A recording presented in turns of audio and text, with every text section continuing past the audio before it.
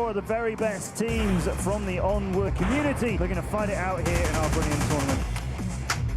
Reloading. Drone deploy, drone deploy.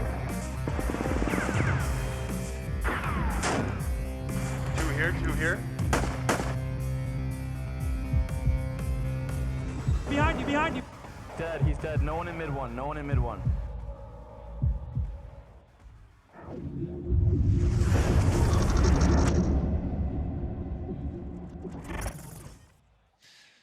Teams from all across the world have been competing for the last few months to get their chance here to be in San Jose, California for Oculus Connect 5. And we finally have our 2 final teams making their way through, battling it out for months through countless matches to get here today. And it's going to be exciting. I'm Jason Kaplan to bring all the action for you on the analysis desk, joined by 2 lovely other people. We have Nightfire from G-Man, and we have Sleepy from his team as well. From the Danglers, the team I hoped to make it through into this main event as I was rooting them on back in Leicester. But first of all, guys, OC5, San Jose, how are you guys feeling? It has been an absolute treat so far. We have had some fantastic series. SMC versus Globo Chem was a joy to cast. I had such a fantastic time watching that. And then beginners proving that they're ready to play. They came in and did really good against Boss Fight. Yeah, I have to agree with that. The matches between SMC and Globo were fantastic, nail biters. We went to 3 maps, which is always what we want to see as viewers, as casters, as players, because we want to see those really tough grudge matches in an arena like this one. So I think that one definitely led the day in really well. And Boss Fight and Beginners was also a really good matchup. So I think what we'll be seeing here tonight will definitely play to that. And speaking of the arena, it looks fantastic. It looks amazing. If you guys aren't here in person, you don't really understand the true scale of the entire stage. And to imagine, you're not to rub salt in the wound here, but imagine being on that stage playing, you two. But of course, all this is brought to you by Intel. Love that these guys are supporting this over the course of the entire season that we've had the VR League. But it all comes down to this, guys, and this is where things get really interesting. And I know there's a lot of people out there as well who don't have much experience with Onward, who don't know a ton about the game, and maybe we should kind of give like an overarching idea of what it's about. Yeah, I mean, Onward's a super physical game. Like I said earlier, almost every single mechanic in this game caters to simulating something in real life, whether it's throwing grenades or hitting that radio comm, putting a needle in the syringe. I mean, there's so many different ways that you interact with your environment in this game. Yeah, and the verticality of the physical movement is a lot more so than we see in some of these other games that we'll see featured on the stages here at OC5. The Onward players are some of the most in-depth players as far as their movement up and down in their play spaces, going from standing to prone to crawling to down to crouching to standing again.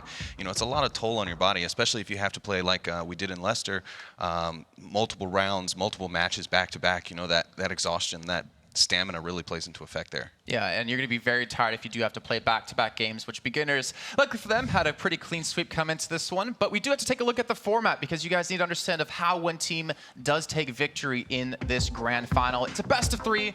First of 2 maps does win, and it all comes down to who can get those first 4 points. But Nightfire, to get those 4 points, how do the teams do it? What are the 2 ways? I mean, there's a few, I guess there's 2 basic ways, and there's also a couple of unique ways you can kind of get some points. The main way is obviously if you're defending, you can kill the enemy team. That's 1 point. You can defend the objective all 6 minutes. That's 1 point. If you're attacking, you can attack the objective and capture it. That's 2. Or you can kill the entire team, and that's 1.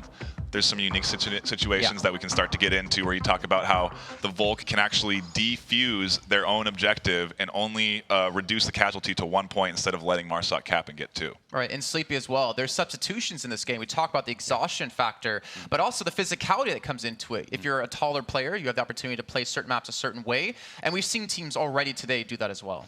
Yeah, I mean, it's a double-edged sword being a taller player as well as being a shorter player. The taller guys are able to see over bits of cover that us shorter guys like myself and some of the other players in the community that we can't see over. But at the same time, we're able to hide behind a lot more pieces of cover more effectively and easier because we're already so small. So being a smaller target, definitely not a bad thing, but being able to see over certain places in certain maps are definitely going to be beneficial to certain players as well. And of course, we should take a quick look at how the teams actually got to this point as well, because it comes down to how they qualified. We had 2 teams coming from Europe, Boss Fight and Beginners. We had 2 teams from NA with Globo Chem and SMC Tactical. I'm actually really happy we had NA play NA in the first match and EU play EU, lead us into a battle of the continents, EU versus NA. As you can see here, Globo Chem had a 2-1 victory, the #1 team in the world, and have been the #1 team for such a long time. but they barely beat out SMC. It was just that first map they lost, and it looked like SMC, they could ride momentum. They could take that second map. They could take the whole series from them, but it started to crumble. Globo Chem, they said, no, no, no. We're going to play our style of game now. We're going to be the ones that are going to take this series, and they grabbed those last 2 maps. And Sleepy, the other match we did have, beginners and boss fight, if you got up and went to get a drink or went to the restroom or whatever, you missed the entire match. That was a slaughter. Yeah, and I did. I ended up, going back and getting changed during that matchup, so I didn't get to see all of it. But I did catch the beginning and the end of it, and from what I saw, yeah, it definitely looked a bit one-sided. But at the same time, there's also cases in Onward where the scoreboard lies.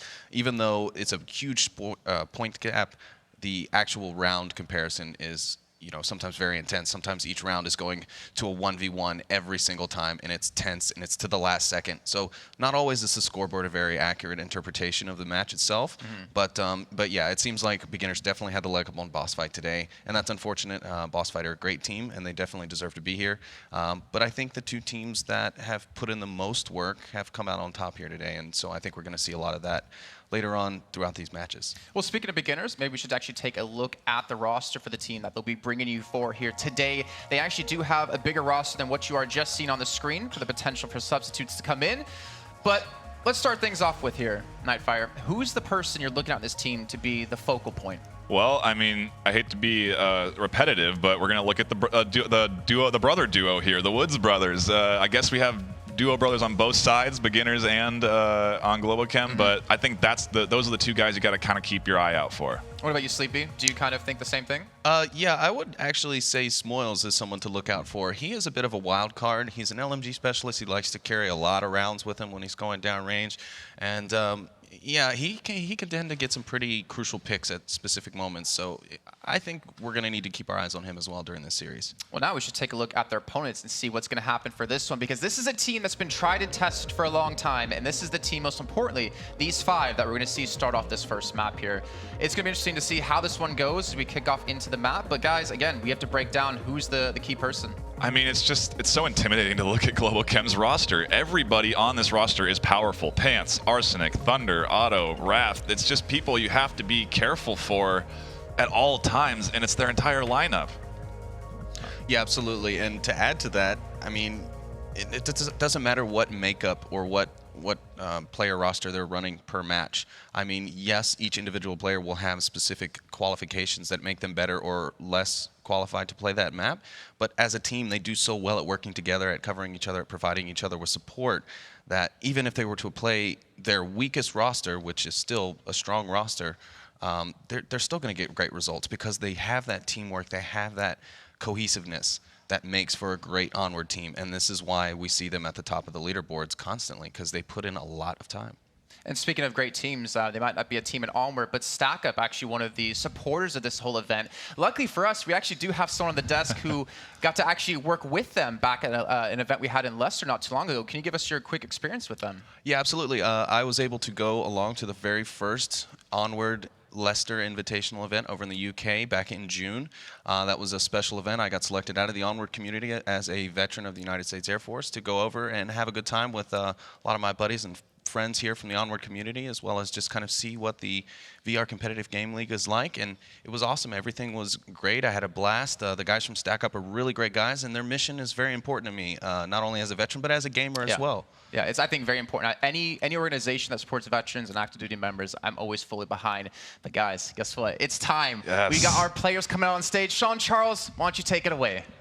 Absolutely. Welcome, welcome, welcome, ladies and gentlemen, boys and girls, to Oculus Connect 5 and the VR League Grand Finals.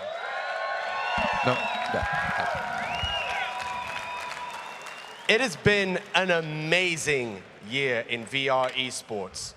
Over 5,000 matches were played, meaning players donned the Rift for almost 10,000 hours of competitive play, all with one goal: to come and stand here, to play on this very stage in front of all of you. From Russia to Brazil, from Finland to Turkey. There were 20 nationalities represented. It's truly growing, and I can tell you that the teams that are about to do battle here are going to make it all worthwhile.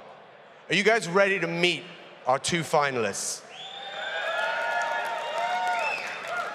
Come on, guys. This is the creme de la creme of the Onward world. Are you ready to meet our finalists?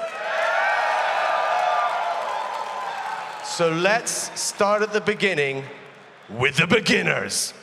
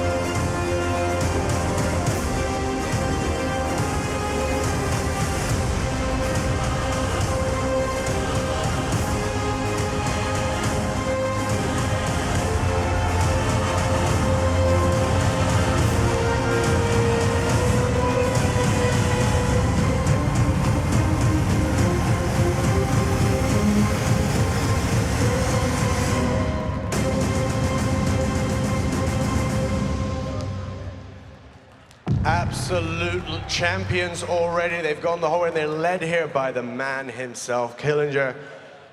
You're standing here on the stage. It's VR League Grand Finals. What's going through your mind? We are very excited to be here. It's been a long way for us to get here, and we're fully determined to get to the end. Now, standing in front of these people, it's a different experience. You're here at the LAN. You've done really well today. What did you tell the guys going into this? Just play our game, be chill, be happy that we're here. Be happy we're here, be chill, and play our game. Better words I could not have said. Guys, please, put your hands together for the beginners. Also, shout out to our teammate Kansai who couldn't get here. Shout out to Kansai. Thank you very much, guys. But of course, they need an opponent. And one team would arguably be the absolute team to be facing right here on this stage. Guys, are you ready to meet them? Come on, guys, are you ready to meet them? Then without further ado, let's meet Globo Chem.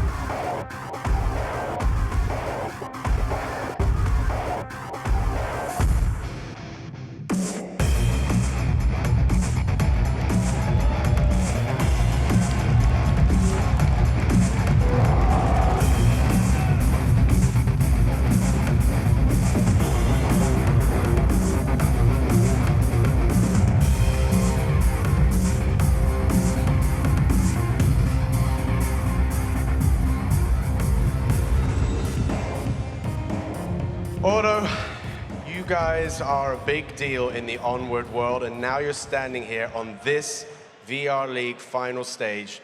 What's going through your mind? I'm excited, man. This is an amazing stage. It's amazing to be a participant in this. Now, it's been a long day. You guys have had to put in the hours. You've had to work your way to get here. Standing your way as beginners. They seem cool, calm, and collected. What's your vibe? We're very focused right now. We're ready to play this game. Put on a show. Put on a show. Any words you want to share with the audience? These guys seem to really love you. Thanks for being here, everybody. This is going to be amazing. I hope you enjoy it. We shall enjoy it indeed. Guys, please, to your places. Let's get this underway. Guys, it's finals time. We're one game away. This is it. Best of 3. It's going to be done. These guys are going to go start getting ready up. Obviously, over here, the beginners are getting ready. Again, are you guys ready for this? Come on, VR League Finals, are you ready? Fantastic. I can tell you one person who is always ready is the man, the myth, the legend. It's Kaplan. Thank you very much for that, Sean. I appreciate it. I love when you host the stage because you always talk me up so well. But guys, let's start things off by talking about Onward again. In general, as a game, we talked about the physicality of it, right? Yep. But let's talk about the difference between this in VR shooting game compared to a traditional shooting game. Like, first of all, where do you want to start with Nightfire? The differences. Well, I think what you're starting to see is that people are trying to make things feel more real because you're missing weight to your guns. It's one of the things that you just don't have. You don't have any recoil to your guns either. And so to be holding essentially what is incredibly light touch controllers up and tricking your brain into thinking you're holding a heavy rifle, it just doesn't really work out. So that's why you see actually some of these mounts, people will put weights in them too, because they want to feel the weight of what should be the gun in their hands. And Sleepy as well. Like there's so many things that are different. Like, for instance, well, you can't communicate easily with your team. It's not like you can hit a single button and talk to them and them only. We should start with that. Yeah, absolutely. Communication is very key in this game. And also, yeah, as you mentioned, there's no like team chat channel. You don't just press T to talk to your team. You just speak if you're close by to one another. Like if Nightfire and myself are in game and I need to speak to him, I don't necessarily have to use my radio to speak with my team if they're close enough to me. However, if the enemy is also within close proximity of that, they can hear our conversation as well. So sometimes they may be able to set up an ambush because they hear us coming. But yeah, utilization of the comms, both in the radio for long-range communications as well as in close communications, are great for using in this game, and the radio especially. And as you've mentioned earlier in today's cast, a lot of teams have even come up with a sort of Morse code per se, where they just give a few clicks on the radio to signify a specific answer to a question that might have come out from a teammate. Yeah, and I mean, we were talking earlier, we went back and looked at some footage. You were mentioning that Sickness was actually vocally yelling different numbers as he approached that one defensive position, as he tried to stop the cap on Suburbia. He was actually yelling 8, 7, 3, 2, 1, so that he could mentally get into the head of the person trying to punch in the code, because you have to memorize 7 digits and then enter it in. If someone's out there yelling different numbers, they can trick you up and prevent you from capping. And to be honest, there's so many things we can actually talk about when it comes to Onward, how it's different than a traditional FPS game you would see on like mouse and keyboard. Oh, yeah. Well, we got map vetoes. We got maps coming into this one. We need to see what will be played here between these two teams, because both of them play very different styles. And of course, substitutions will play a major factor into what we do see and what rosters we do see come out. Yeah, I think, I don't know if Arsenic is in this first one for Suburbia, but I do think we're going to see him come into that Globo Chem roster for Q1 and Downfall 100%. He is a... Just rush through the map picks right there. I like it, 'cause you're ready to get underway, right? You're ready to see this one kick off. Like you did say really quickly, Suburbia is our first map choice, followed up by Quarantine, and then ending the series out on Downfall. Okay, so let's just dive into this one then. Suburbia, you're saying we're most likely not going to see Arsenic, but why? Why is that, and where would we see him then? I think we would typically see Arsenic in what you tend to have as longer range maps. Just kind of looking at Quarantine and Downfall, if you're looking from top down, they just have so many more long range angles to take advantage of, where you just don't have that in Suburbia. Everything is close quarters. There's no chance for you to get a snipe. There's no chance for you to get a long range pick. It's someone's going to be right up in your face, maybe a shrub away from you. And Sleepy as well, looking at the map picks we do have. Obviously, these two teams have a very different style when it comes to this one. Everyone knows EU plays a lot slower than NA. Do you think that's going to play a big part into how Globo Chem have to read into beginners? Yes and no. I think Globo Chem is really good about reading their opponent and playing a style themselves, whether it be attacking or defending, that caters to the style of their opponent.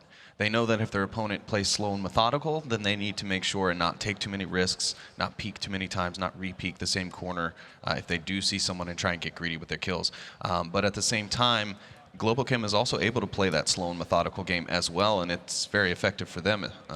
So no, I don't really think Globo Chem will have any issues with it per se. I think they'll be able to adapt really well, but beginners will bring a good fight, so we'll see how much adapting Globo Chem just has to do. So then, looking at the maps in particular, Nightfire, do you think any of these maps favor a specific team?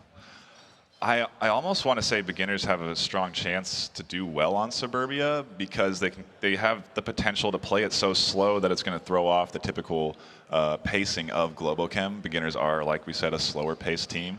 And then I think if they can get that first map, they have a chance on quarantine. If they let it go too long, if we get to Q1 and downfall, I don't know how they're gonna shape up against Global Chem on downfall. So to me, that reads into saying that you expect Global Chem to win the series.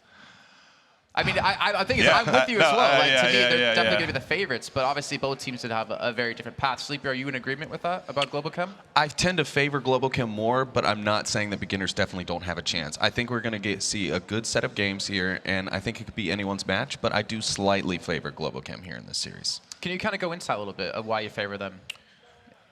I think it's just their commitment that really plays that just plays into it the most. That they put in a lot of time, and not saying that the beginners don't, but Global Chem, those guys are on with each other every night. They always are in the same lobbies, even if they're not playing Onward, even if they're playing a different game, even if they're playing a 2D game, for example, they still play together. And that's amazing. That builds a teamwork, even outside of the game, that's just second to none. And I think that shows in their play style.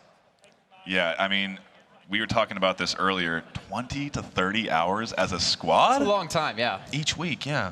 Holy cow. And that doesn't include like individual playing. That's just team playing, not your own practice time. Exactly. It's really nuts. It's dedication, you know? I mean, the game is fun, don't get me wrong, and I love playing it for hours a day, but to be putting that much effort in and to really trying to just play well as a team, because that's the only way to do it. You can't just play the game alone by yourself and get as good as these guys. There's no way. Right. So we're looking at beginners. We do have our maps as well. Let's take a look at the roster one more time, because I want you two to break down with the maps we do have chosen, where you expect who to play really well. So let's start things off, Sleepy. Dr. Killinger, I mean, being like the main man of the team, but the Woods brothers, as you guys mentioned before, are always ones to look out for. So Suburbia, who's the key player for you?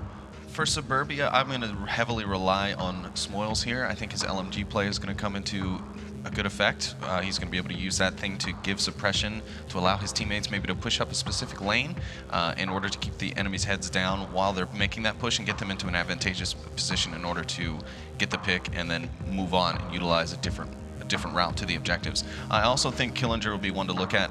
He is kind of the team's tactician to sorts, and so we'll probably be seeing a few interesting plays that he's been coming up with over the last few weeks as beginners have prepared to come here to OC5 to battle it out with Globo. So I'd say, yeah, Dr. Killinger and Smoils are two of my players to look for in the Suburbia map.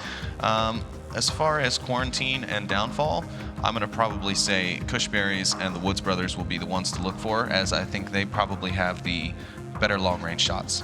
Okay, and then of course we do have their opponents, obviously Nightfire, Global Chem. We got to cast that insane best-of-3 series that did happen. Going on to our maps we have now chosen with Suburbia, with Quarantine, with Downfall. The thing is, to me, I look at the roster and I think about Toast, who had an amazing game in the series. But I also think about Thunder Pilot, who had a couple of series of unfortunate events, I'll call it for him.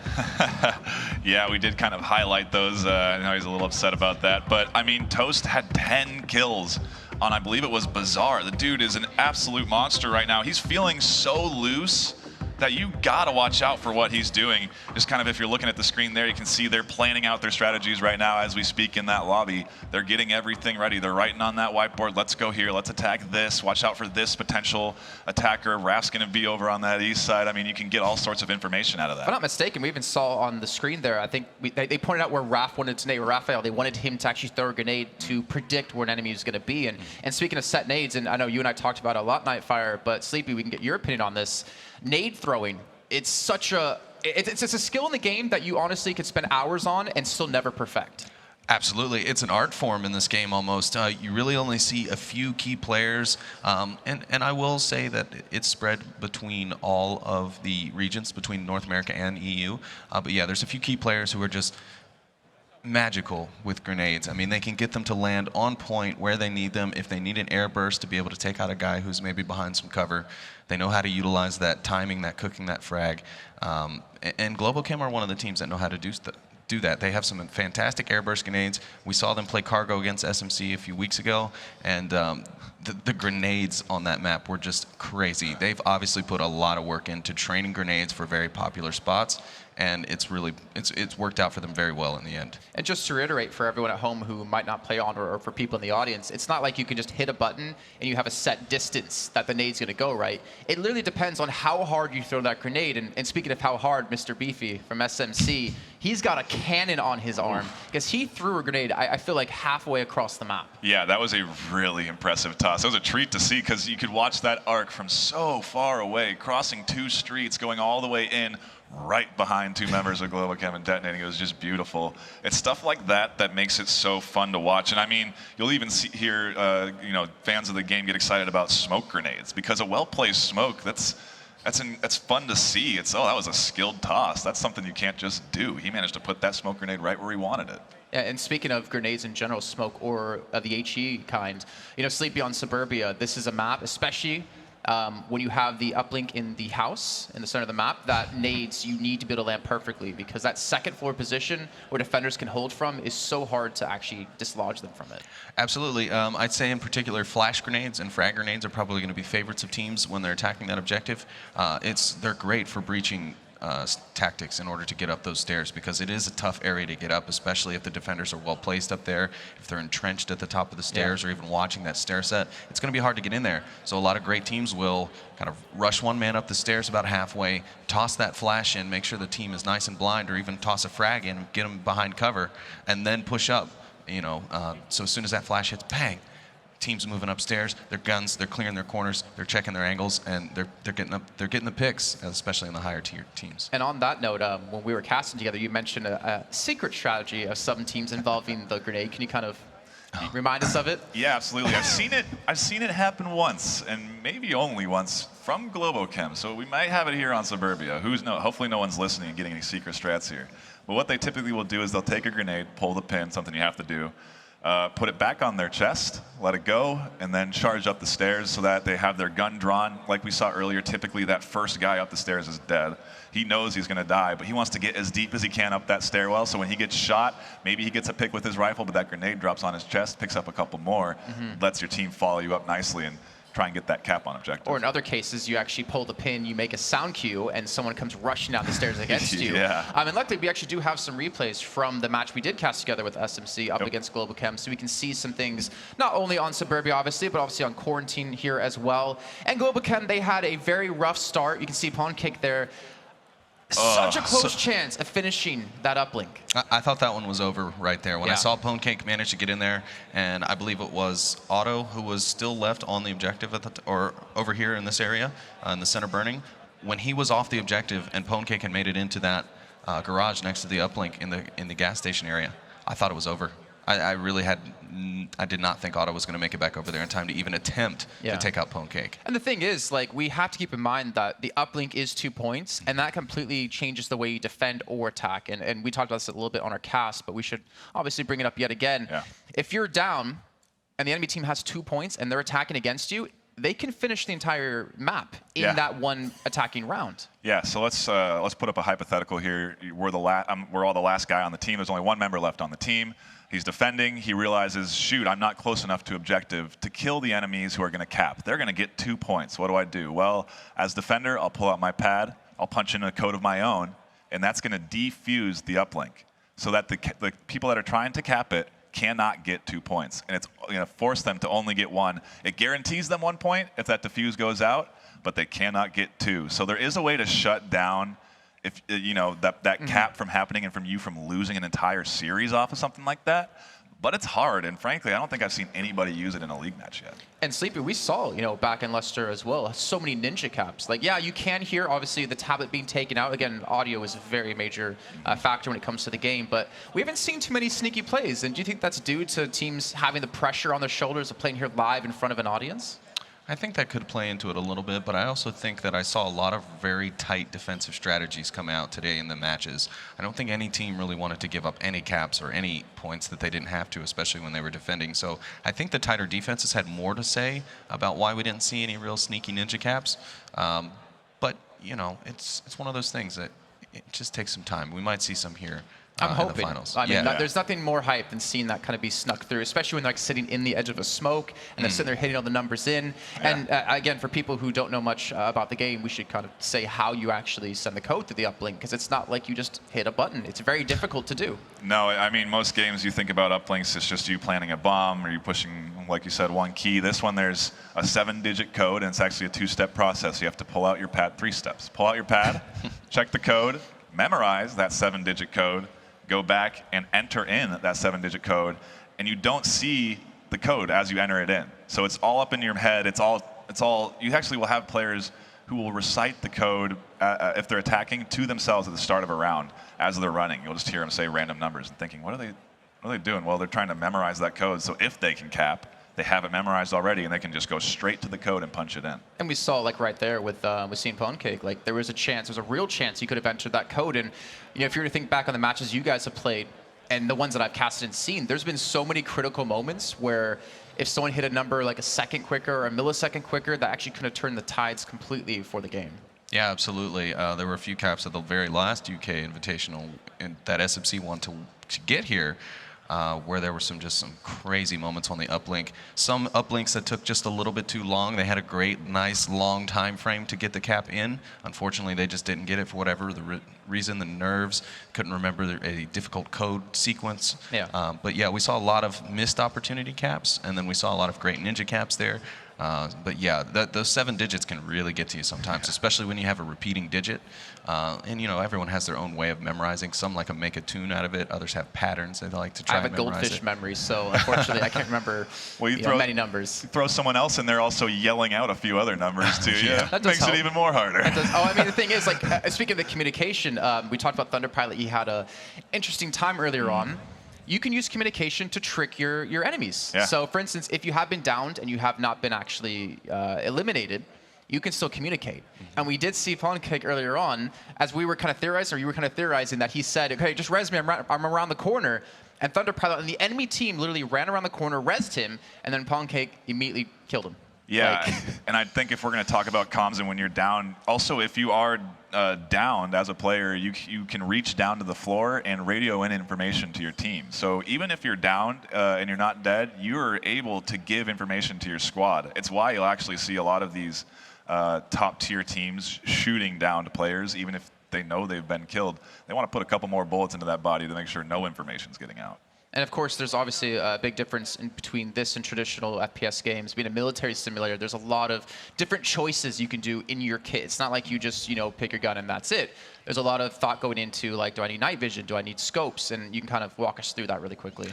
Yeah, so you have, I believe it's 8 points in order to spend on your loadout. Obviously, your main weapon that you choose within your class, there are different classes. You have things like Rifleman, Specialist, which is like SMG, Automatic Rifleman for the LMG classes, and then Marksman, Designated Marksman for the long-range stuff.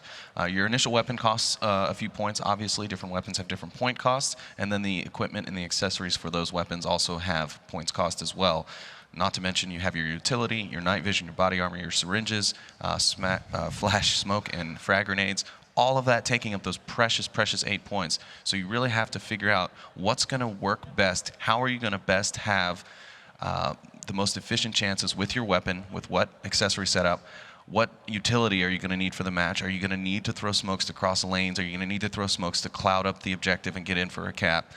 Or are you going to need flashbangs to maybe disorient your enemy when you come into an ambush situation or a frag grenade, because you know where a specific player likes to play a lot? So yes, that utility, that loadout system, very crucial for the team makeup for a lot of these teams. Absolutely. All right, well, ladies and gentlemen, before we do get into this one, I want to hear your predictions for the series really quickly. Sleepy, I'm sorry, I'm going to start with you. Who do you think's taking this and what scoreline? Again, I want to lean... Really quickly, though. I want to... Just give me the score. Okay, I'm going to say it's going to be 2-1... 2-1 Globo. Okay, Nightfire, your choice, really quickly. 2-1 beginners. All right, well, ladies and gentlemen, let's head to your caster duo. It's going to be Blue, and it's going to be Radar Head to take you through this Grand Finals. Thank you very much, Jason, and let's get into it, ladies and gentlemen. It's the Grand Finals now here for Onward. We're starting things off on Suburbia. The beginners going up against Globo Chem, and I'm here casting with Radar Head. Radar Head, we're getting into our first map now. A lot of these folks have never seen Onward before. Let's describe exactly what's going on. All right, as we can see here, we got the Beginners are Volk, they're defending. On the middle objective, you can see the white dot is an uplink satellite. And what we have here are also Globo, chem, Marsok, their attackers. What they're going to try and do is get an uplink, which gives them 2 points. To get that uplink, they need to get a tablet out, enter a code, and get those 2 points. Absolutely, and of course, if they're still able to win the round through the normal method of just knocking out their opponents, that will still net them 1 point. And as another quick reminder, it's 4 points to win. We can already see the folks from Globo Chem starting to wrap around. This is always a fun uplink point as well. We can talk a little bit about this and just why the defenders are basically stacking directly on top of that uplink point, and it's because it proves itself relatively easy to defend from that position, but of course, they have to be very careful of things like grenades, which could be chucked in the window and could ruin their entire day with just one of them, really. Absolutely. Beginners are famous for this defense. They're the only team in the league that put 4 players up on that objective. And it's the reason why is that that's where the objective is. If you get a player up there and there's no defense up there, getting that cap, stopping that cap from outside the building is almost impossible. So they put all their eggs in one basket. And it has paid off in the past, but Globochem have defeated this exact defense in the past. We're gonna have to see if they can do that. They've already gone into their normal strategy and have started to swarm around the entirety of the building. They have not yet found their entry point just yet, though, so they're holding back, trying to see if they can fish out any of their opponents, and more importantly, play for intelligence. A large part of the early minute or two, I would say, of these rounds is purely just to gather intelligence and figure out what exactly your opponent has set up with. Well, it's a 6-minute game. That means they have 6 minutes to figure, well, 5 minutes really to figure it out, 1 minute to attack if that's what they want to do. But at the moment, they spent the first 2 minutes just to try to feel out where that defense is. They know what beginners like to do. They don't know what they're actually doing. Behind tank! You can hear the comms coming out right now. The communication's so important in this game. That's Raphael getting an early spot. It was Smoils from the beginners that tried to get aggressive, tried to push out onto the main southern street in order to get him a little bit more of an angle to work with against his incoming opponents, but unfortunately was caught up by a player with a shield, and they really had no choice but to run back inside and take up a new position. But we had our first kill. Toast managing to knock out Smoils. Doesn't take him out all the way just yet, though, and a trade is found in the other direction. Globochem now down to 4 players because of that, and in fact, unfortunately, looks like we might have actually lost one in the process, so they're going to be down to 3 now because that beginners have lost 1 too, but they can still get that revive back up. Yep, absolutely. And what we're seeing here, one of the strengths of that shield, although it's a very defensive weapon, what it meant was that he's hidden behind it. Smoils didn't even try and take it down, and that's why the shield is so important. Not just as a blocking device, but as an intel device. You can hide behind, call out that intel, and feel relatively safe as long as you don't get over-aggressive with it. So for the beginners, they have themselves a good solid defense to start off this round. The loss of one of their players, of course, is a bit unfortunate, and he's in an irretrievable position, so we will not see him get back up more than likely unless someone is able to work their way out of this building. But with us a little over halfway into the round now, and the entire building where the uplink is positioned at completely surrounded, that player, I'd say there's a very minimal chance we see him again. I can guarantee they won't go for that res, but the important thing is that Smoils is down. Now in this game, if you're down and not out, you can still pass on intel. You can still radio into your teammates, and where he is so important. Any flank that comes, he can call it out for his teammates. They can poke up and take down that flank. The fact that he isn't radioing in comms and telling them where the attack is coming from means they know the attack is coming from the south or the west. He's baiting. So they've entered the house. Chance, I think, from Globochem being the first one to do that. They've entered on to the inside here now. Oh, they're stacking up for the push now. Stacking up for the push. This is so important. 4 players, though, still up there. It's going to be a real hard attack. And actually, Globochem still do have 4 players up. Yeah, it looks like there's a little bit of a UI bug, so they actually do have all 4 players. No disconnect indeed, but the pressure's now starting to get to them. Cushberry's the first to take a little bit of a duel at the top of the staircase, trying to see if they can pick anyone off, as they have now swarmed the entire downstairs area. Now this is where the question comes, does Globochem have grenades? Do they have a way to try to flush them out of that top floor? Here it comes, the push is starting. And as they push themselves up, it's Cushberry that's able to hold himself in a good position to start. Knocks out another one as well, as we see Otto going down right there too. Globochem losing a lot of players very quickly here. This is getting dangerous for themselves. You can notice Cushberry has a great radar too, as he's got that tablet down on the ground. Bit of a misfire on the grenade there, but Raphael's got a shield, so he is able to avoid the damage from it. Now he's going to try to creep the steps, but again, you can see Cushberry is holding the line. I think he's got a grenade. He's got a little present for them, but no! He's going to get knocked out by Pants. The grenade didn't get anyone. Didn't catch anyone, unfortunately not. So it's an even nearly trade now, as we're brought into what I believe is a 3v3 at this point. Oh, 2v3. The beginners just lost a player, and now the Globochem lost the duo brothers, which leaves them with Raphael and still has himself a good position on top of the stairway here too.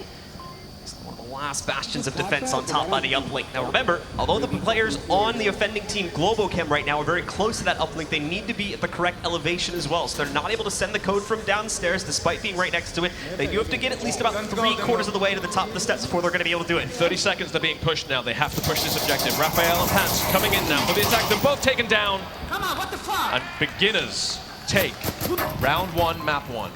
And that's going to be a good start, of course, for the beginners. They'll push themselves ahead, and 1 out of 4 points that is needed to claim the map is now theirs. And now we enter the mid-round scenario. You guys were seeing it before as we were looking at one of the players' screens. Right now, they've gone back to the tent, and they have a drawing board, and the team captains will be trying to distribute strategies. We discussed this during the analysis desk segment as well, that communication is not always available to these players when they're in the actual round themselves. So we give the teams 2 minutes between each round in order to come up with their strategy for the next round. Yeah, and it's really crucial. I mean, that's where the adaptability of both teams really plays a part. The fact that they can change the tactics on the fly, really adapt to the situations, analyze the enemy attacks, analyze the enemy defenses, and come up with new plays, it just changes everything. We are going to be seeing as well. The sides will now flip. The defenders from the previous round will be the offenders on this round, and of course, vice versa will be true for the opposite team. It will be the same uplink position, however, so it's still going to be in the top of that house, but after this upcoming round, the uplink will move to a random position on the map.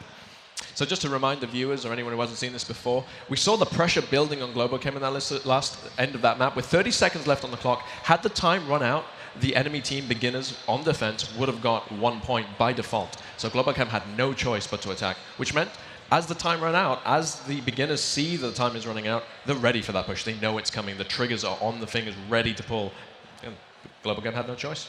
So now we are just waiting for those final players to get themselves readied up for the upcoming round. You can see as well, I think we talked about this at the beginning of the analysis segment, that a lot of players have those stocks in their hands that basically helps them to stabilize their weapons. If they have weapons that rely on them spraying a lot, or if they have a long-range weapon, it's a little bit harder to kind of stabilize your weapon if you just have the 2 controllers in the air, because you don't actually have something to make it a physical object. So there's a slight little jiggle of your hand or something like that may throw off your shot. Those stocks help to kind of stabilize things a little bit better and line up their shots, especially if they're playing a designated marksman role. But here we go into the second round now with beginners having a 1-0 lead. Yep, and we're going to see Globo chem now pushing towards that center defense. They're not going to take the same kind of positions the beginners did, but they will definitely put at least 2 players up on that objective. I expect them more to spread out, try and intercept that push to the center building rather than engage it on the actual objective. We can see here beginners trying to see if they can pick off anyone else earlier on. If any opportunities might present themselves, it's not looking like it's the case, but as you mentioned, Globo chem not immediately throwing everyone else inside of the mansion where the uplink is positioned. They are still going to keep some players out free among the map to try and look for options themselves. Be a little bit more aggressive, it might seem. Worth noting that those bushes you can actually just about see through, and a lot of the wood on this map you can actually fire through. So what we saw and what we heard was a lot of suppression fire coming out, trying to catch popular lanes of movement. Even though you had no visibility of it, they were just firing, blind firing, hoping to get a pickup. Regardless, beginners have gone for almost a line sweep formation here now, as they're going to be keeping all 4 players pretty much the same length of the map, but slowly moving everyone together down to the south as one cohesive unit so that they can do the same thing, basically swarm the house and look to eventually move in on it once they're close enough and try to go for the uplink. Yeah, beginners in, moving in by the numbers, trying to get the pickoff, trying to get the intel, not overextending and getting picked off themselves, but the same can be said for Globo chem. They're not getting antsy in the defense, they're holding the lines, waiting for that push, waiting for Marsok to push into the lines of defense, waiting to take them down. So really important to note, for anyone who's not seen this before, the proximity of the sound is so important in this game. You're listening for the footsteps, moving slowly so you move silently. Just hearing those footsteps means you know where the enemy is, you can radio where they are, and also anticipate them as they come around so you can pre-fire them. It's not even just footsteps as well, especially as you get into the late round when you're more danger close to some of your enemies. It turns into even listening for pools of grenade pins. I think they talked about on the desk about how the tablet as well makes a specific sound. Actually, we discussed that in the previous series about how the tablet makes a very specific sound when it's pulled out. Yep. So players, especially in the late round, have to be very cautious with pretty much every action, as that can give away a lot of intel to their opponents. One interesting strategy that we haven't really discussed before is that frag grenades have one other aspect to them other than just doing damage. They deafen the players around them. So if a frag grenade goes in, you can't hear the footsteps or the voice comms of players around you. So that's also another one of these tactics we see. And also, I see Woods now taking down Toast. One defender down. I'd seen him take this corner angle a second ago, and I knew he had a slight shot. I don't know if that player from Globo Chem had backed away or not. It seems that wasn't the case. So beginners will once again start the round off with an advantage by netting themselves the first kill to put this down into a 5 versus 4. But check this out. Woods now pushing up in front, slowly in front. Will he peek that corner? I don't think he is. I think he's going to get taken down from behind in 3. No, I'm wrong. He takes down Pants. A big upset. Globocam now down to 3 defenders. So Woods is able to grab that kill. That's a common spot, unfortunately, that we've seen a lot of defenders take on this map. So it's not too uncommon for us to see a player like Woods kind of pre-fire into that spot and able to knock out that defender successfully. But what's interesting to see is that we talk about Pika's advantage, and usually Pika's advantage comes down to speed as you round a corner. He was moving ultra slow, ultra slow. So what it was, that absolutely was down to reactions between 2 players. And Woods came out on top. The beginners are so far doing great work with continuing to hold on to their lead. Already having themselves the first round and now a 2-kill advantage going into the second round. Just have to knock out a few of the remaining stragglers here on the enemy team, and they'll let themselves a second round. And hey, with the numbers they have them at right now, there may even be an opportunity for an uplink, but unfortunately with all 3 of the remaining defenders stacked in the house, the uplink is going to look a little unlikely, at least for me at this point. Absolutely. I don't see an uplink happening, but I mean, beginners in a great position here now. It just got a little less great though. 1 defender down. Oh, sorry, 1 attacker down now. 2 attackers down. Thunder Pilot picking up, killing her as well. We are going to see Thunder Pilot, I believe, backing up to the 2nd floor of the mansion after picking up that kill. They don't want to take any more additional risks. They're okay with just having Auto down on the 1st floor. And it's a good thing they didn't have Thunder Pilot down there, as he might have been dead himself right now. Smoils finishing off Auto there with the 2nd kill tag that you just saw on the screen. Woods, though, it looks like a team kill might have just been brought out as well, as Smoils ends up being brought down by him. That's really unfortunate. Now it's a 2-on-2 situation. The thing is, when you can't afford... Oh, it's a Duff Grenade. He makes it out. So Globochem famous for their excellent grenade techniques. Beginners maybe not so much. As we do see beginners with a little bit of a mistaken thrown right there. It ends up just plopping itself right onto the ground instead of actually going up the staircase, which I would imagine would have been the intended target. So now we're locked into this 2v2 between the teams. Globochem holding both of their players in the same spot we saw beginners hold on to in the last round, just on the 2nd floor of the mansion, right besides the uplink. For the other 2, they're starting to back up a little bit here. They're going to try and see if they can maybe pick someone off from a distance. We can see Icy Woods has gone to the absolute south. He's trying to get a pick off through those windows. He's trying to get a vision on either of the defenders. He knows they're up there.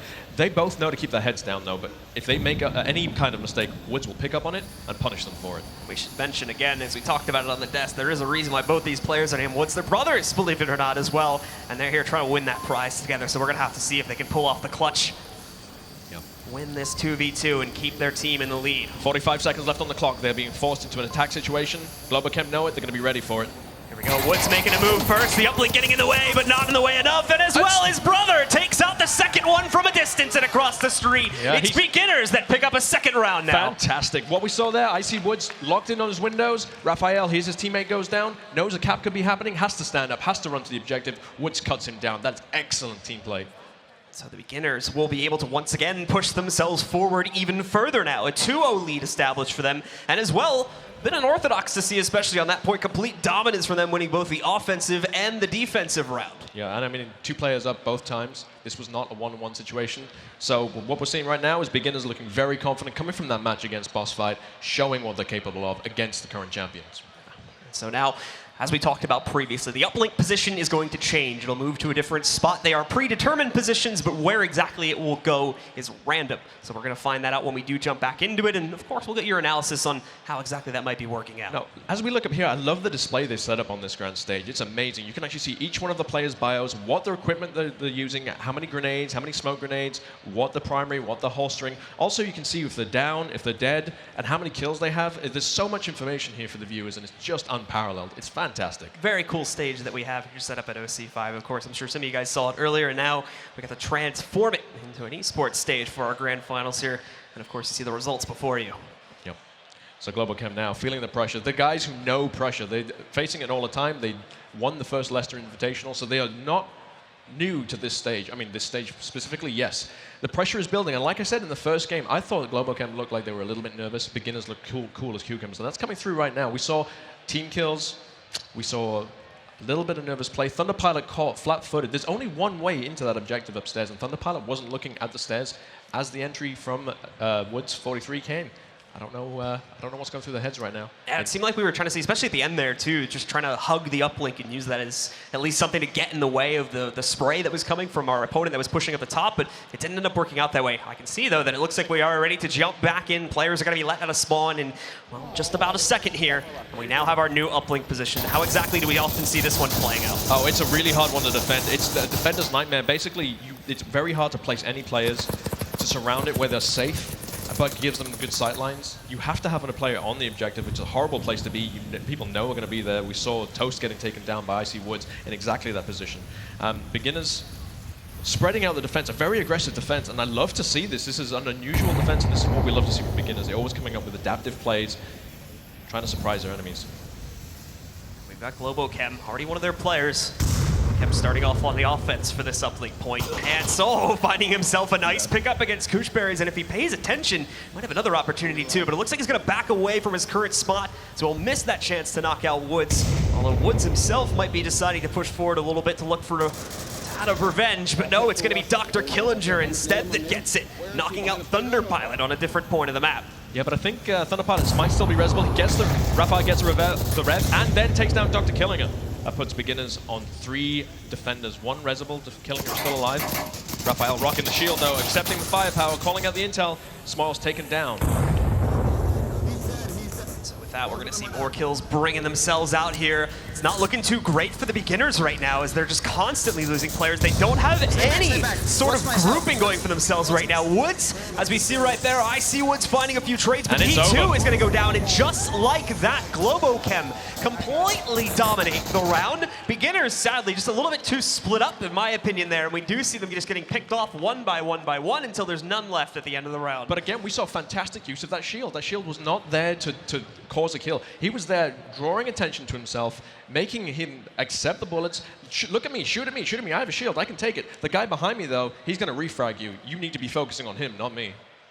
And of course, this isn't like a normal game as well, where turning around to try and kill a second opponent is just the nature of whipping your mouse across the mouse pad. You do have to do the physical stand up and actually whip all the way around, so we can see those situations being a lot rare. We have seen them, I will say. I think at the last Invitational, we had a couple rounds where I saw a player move into a room and was able to really quickly get a 1-2 punch on 2 players that were holding separate angles, but it is very, very hard to accomplish, as it all needs to be done physically, unlike, like we said, and it's the with reactions involved there. It's your left hand, right hand. You need to, I know it sounds silly, but you know, that coordination and physicality of like twisting your body around, spinning around almost to get those shots. And what we saw Woods 43 against Boss Fight, you know, when Mr. Death took down 2 of his teammates, physically in real life he dropped to one knee and span around on the spot in one motion. I mean, that's a practiced move. I know it sounds silly, but it's muscle memory. You know, that's not just quick reactions. That's quick reactions with practice.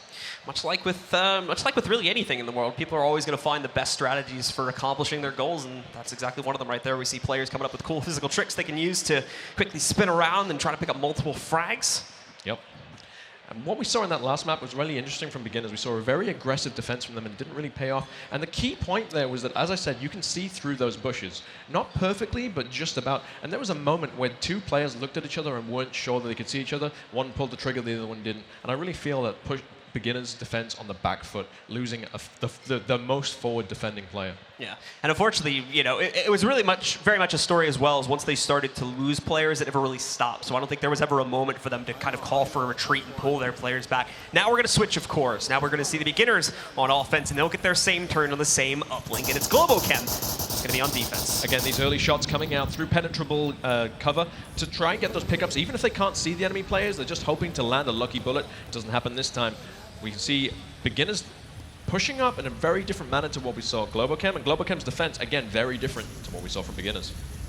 Two very, very different styles. Beginners obviously a lot slower and pretty, for the most part, at least on the opening couple of seconds here, avoiding the middle of the map. They're changing that now as their western group is starting to move in towards the center of the map to maybe look at the mansion as an option, but that's not going to work out too well, as Pants inside of the mansion is able to find a pick and knocks out Woods at range. Globo Chem coming alive now. That last round, very, very satisfying for them. And now we can see the building carrying this momentum forward in this defense. Globo Chem, as you were talking about, a much different defense from them too. They're pretty much taking the exact opposite stance. They won't push past the mansion, let alone really take any aggressive positioning at all. They're holding 3 strong inside of the house and 1 in the garage by the Uplink itself. Again, unusual defensive layout, but it's going to pay off, I think. That's definitely not what beginners will be expecting. Apart from that one guy you have to have on the objective, as I mentioned earlier. It's a horrible place to hold, but you literally have no choice. You have to be on the objective, and that's the only feasible place to be. You do have them starting to slowly swarm around. It looks like they are going to take towards the extremities of the map and use that as their main way to get in. But there's a nade coming from way downfield. You can see that line. That's the path of the nade. Unfortunately, though, it's not a full kill. It only brings him into a down state. So Kushberries is nearby, and he's able to move in, use his syringe to get the revive out. I mean, that was a pinpoint grenade from Globo Chem there. And as the analyst desk was saying earlier, that's something they practice, and practice makes perfect. Absolutely. Smoke's coming out from Smiles now. I think it's more of a distraction technique rather than to actually push there. They're trying to draw their attention to the south of the map while they secretly move through the center. Got Smoils starting to make his push around the side of the western house. A little bit hesitant to actually go forward with the push all the way up to the street, though. They still don't have the greatest idea of the positioning just yet. We're going to take a look, I think, at a quick replay of that grenade, however, and try to see it once again. So here we go. There's the toss. Great arc. Right on target. Perfect. Yeah.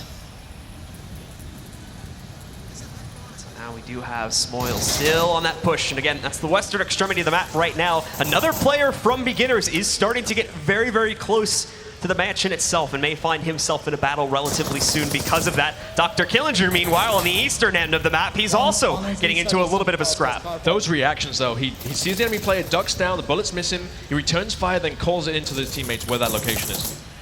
You can see Kushberries right up against the house where a large majority of Globo Chem position. He's being quiet. He's not being too active about this current position because he mainly doesn't want to give away the fact that he's here. There's a good chance that Globo Chem haven't realized he's held this side room just as of yet. But what we just missed there from the camera, I just saw it in the back of the angle, was there was a refrag grenade came directly to where Killinger's position was. That's the expertise we see coming from Globo Chem. They knew where Killinger was. The grenade went to exactly where he was firing from. Fortunately for Killinger, he'd repositioned. It didn't catch him, but great plays from both teams right now. Smoils has gotten the all clear, so he's moved in and pretty much has joined Kushberries now to try and move in on the mansion position. They have another player a little bit further to the north too, and that's Dr. Killinger that might be able to jump on this as well. Now Kushberries is snuck in here. Again, that proximity, the noise, the importance of it. They don't know he's there. He's got in close. We've seen Smiles making noise, pumping out fire, just trying to create distractions to allow the players like Kushberries to push up on the objective, to push up on this middle mansion, to try and clear it out.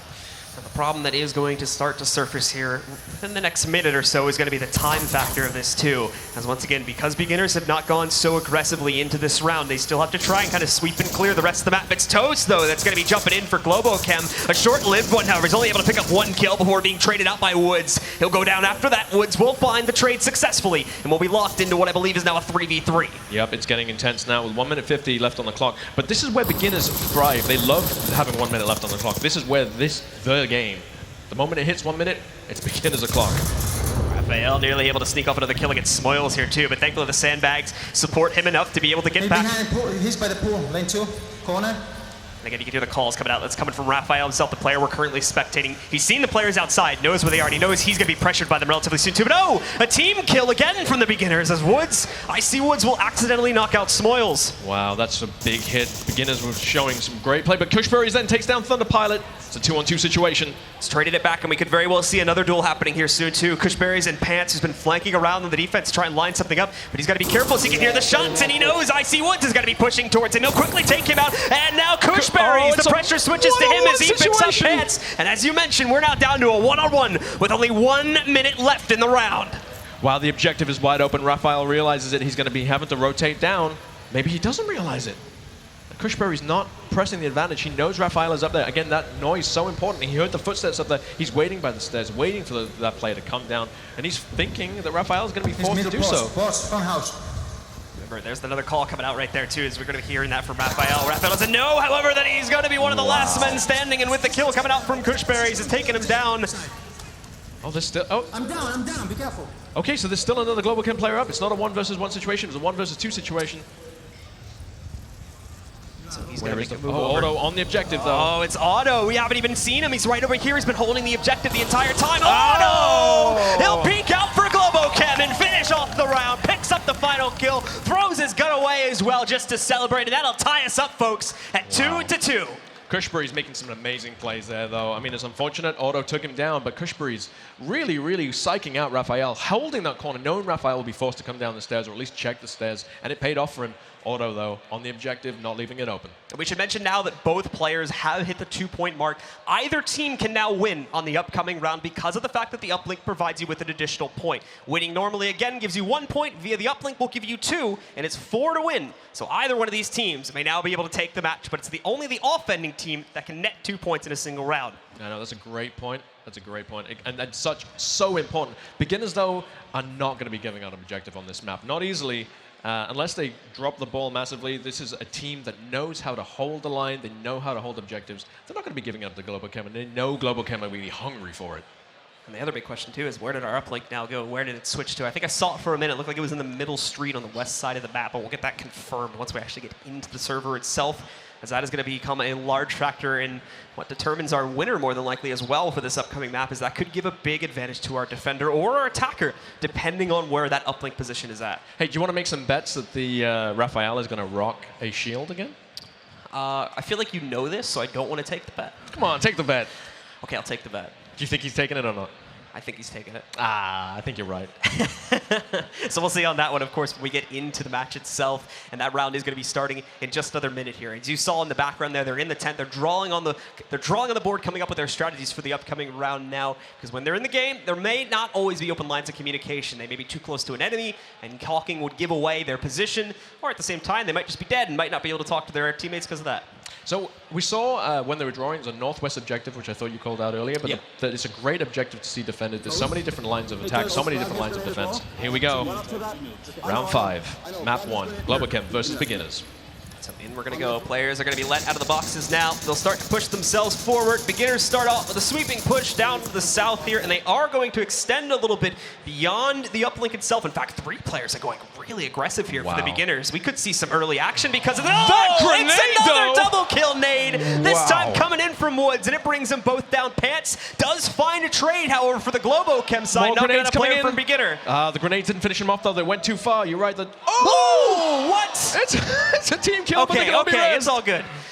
Now let's just hope they have enough syringes to get everybody up, but I think that's the case. That could have ended up with 4 players down from Globo Chem. Could have been a mess, but they are able to avert disaster, and thankfully they have the syringes still, so they are going to be able to get everyone back up. Remember, the grenades will do enough damage to send a player into a down state, but unless they've taken damage previously in the round, it's almost never going to be enough to fully kill them. Wow, what a grenade. The first grenade on point. The 2 follow-up grenades, though, not quite finding the mark. That could have been a game ender right there. Oh, Dr. Killinger, though, getting right up in the face of Raphael with that shield. He won't get very far with it as he's been brought down as well. Your shield is nothing to me, sir. On this angle, I see you from the side. Thunder Pilot, in the meantime, going to be creeping up near one of the sandbags, but Killinger seems aware of him, spamming it. He's able to take out Pants, but Thunder Pilot is there for the trade to bring it back and lock us into a 2v2. Wow, well, again, it's so intense. This objective, I would not expect it to see this much action this soon. Beginner's defense line so aggressive compared to what they usually do. Meanwhile, Smoils will be the one holding back by the actual objective itself. Down to only one other teammate holding further to his east in one of the bigger buildings, pretty much the direct northern point on the map. You may have noticed there as well for Smoils, he actually had his tablet down on the ground for a little bit before he moved, and that's something that specifically the defenders have a little bit of an advantage in being able to do, because you don't have an in-game radar on your HUD. The only time you can look at the radar is when you bring that tablet out, and the defenders, because sometimes they play into static positions, well, they can take that tablet out, put it in a corner, and just watch it at the corner of their eye. Yeah, and as a Marsok player, if you want to check who's left, you have to pull that tablet out on the move. Otto being taken down now. It's a 2-on-1 situation for Beginners. Or maybe not. 2-on-2 situation. Are still going to be looking at the 2 remaining Globo Chem players, trying to push up the mid lane here to get access to the northern streets. Smoils bringing in a whole lot of covering fire, and that will keep them back and force at least 1 player from Globo Chem, specifically Thunderpite, to go around the corner and try to find Smoils here now. I take it back. I said Beginners weren't very generous, but Smoils sharing all the bullets he can. Meanwhile, I see Woods has picked up another kill in the process, so it's down to just 1 for Globo Chem here. It's down to Thunderpilot. He's thrown a bit of a fake. He's chucked in some smokes into the road to make it look like he's trying to make a push here, but that is not the case. Oh, fantastic play. Oh, unfortunately, OC Woods holds the line, takes down Thunderpilot as Thunderpilot comes in on the flank. And with that, that's going to be the Beginners pushing ahead once again. No double points being found on the uplink, but they do win out the round, meaning they are now at map point 3-2. One more, and they will take the opening map and be only one more win away from claiming the title and the $25,000 that goes along with it. Yeah, wow. I mean, beginners, they did a very good job against Boss Fight, and it's good to see beginners doing a good job against Globo Chem. It means Boss Fight wasn't so bad. It was just beginners being amazing right now. Absolutely, and again, this is a bit of an upset territory here, as we do see it as Globo Chem do have themselves the #1 title in the world right now, at least as far as the leaderboards are concerned. Absolutely, and deserved, as we said. They practice so much together. But beginners, again, let's not count them out. This is another team that practice all the time together, and they hide their plays. They don't broadcast it. They keep it for special events like this. It seems like that strategy so far, at least, has been working out very well for them. But there's more maps still to be played, and something that I personally appreciate about Onward is just the variety and style of maps that we end up seeing across these series. And this series itself is going to be no exception. We started off on Suburbia here, rather, I would say it's more of a mid-sized map in my opinion. But after this, we're going to be branching out quite a bit more to some of the big dogs in terms of map size. Yeah, I mean, actually, I would disagree. I think Suburbia is one of the smaller maps. I think smaller? Cargo and Suburbia are classed as the small range maps, just because it's the kind of map where you can throw any map where you can throw the grenade from one end of the map to the other. Yeah, definitely a small map, and especially if you've got someone like Mr. Beefy and that cannon arm. Yeah, definitely a small map. But like you said, Downfall, one of the picks, I believe, the third map pick if it goes to that. Long-range map, we saw Boss Fight and beginners play on it. It changes everything. Changes who's playing, changes the tactics that are used, changes the weapons you take. Changes even the attachments on those weapons in some cases as well, I would believe, as I think the longer range scopes are going to prove to be a bit more viable. Next round should be coming up here in just a second, and this could be the decisive one for our opening map, but the beginners are able to take it, as they'll be on offense for this upcoming round. Yep. So for anyone not seen this game before, Uplink, 2 points. For Marsok, the blue team, as you said before, beginners, they don't need to take this uplink. They can just, if they get 1 point, they win the map. But if they get 2 points, they get bragging rights. 5-2 to them on the first map. That would put Globo Chem on the back foot, both psychologically and score-wise. An overachieving victory, you might be able to call it at that point as well. But we'll see if they're able to pull that off now, as the uplink does still have that same northwest street position.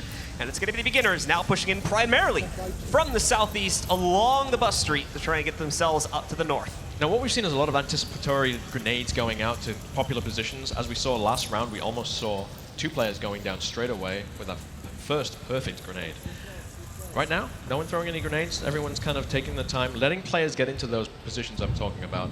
They don't want to like spam the grenades too early before players are actually there. And what we can see also from Globo Chem right now is their defense makeup is completely different to beginners.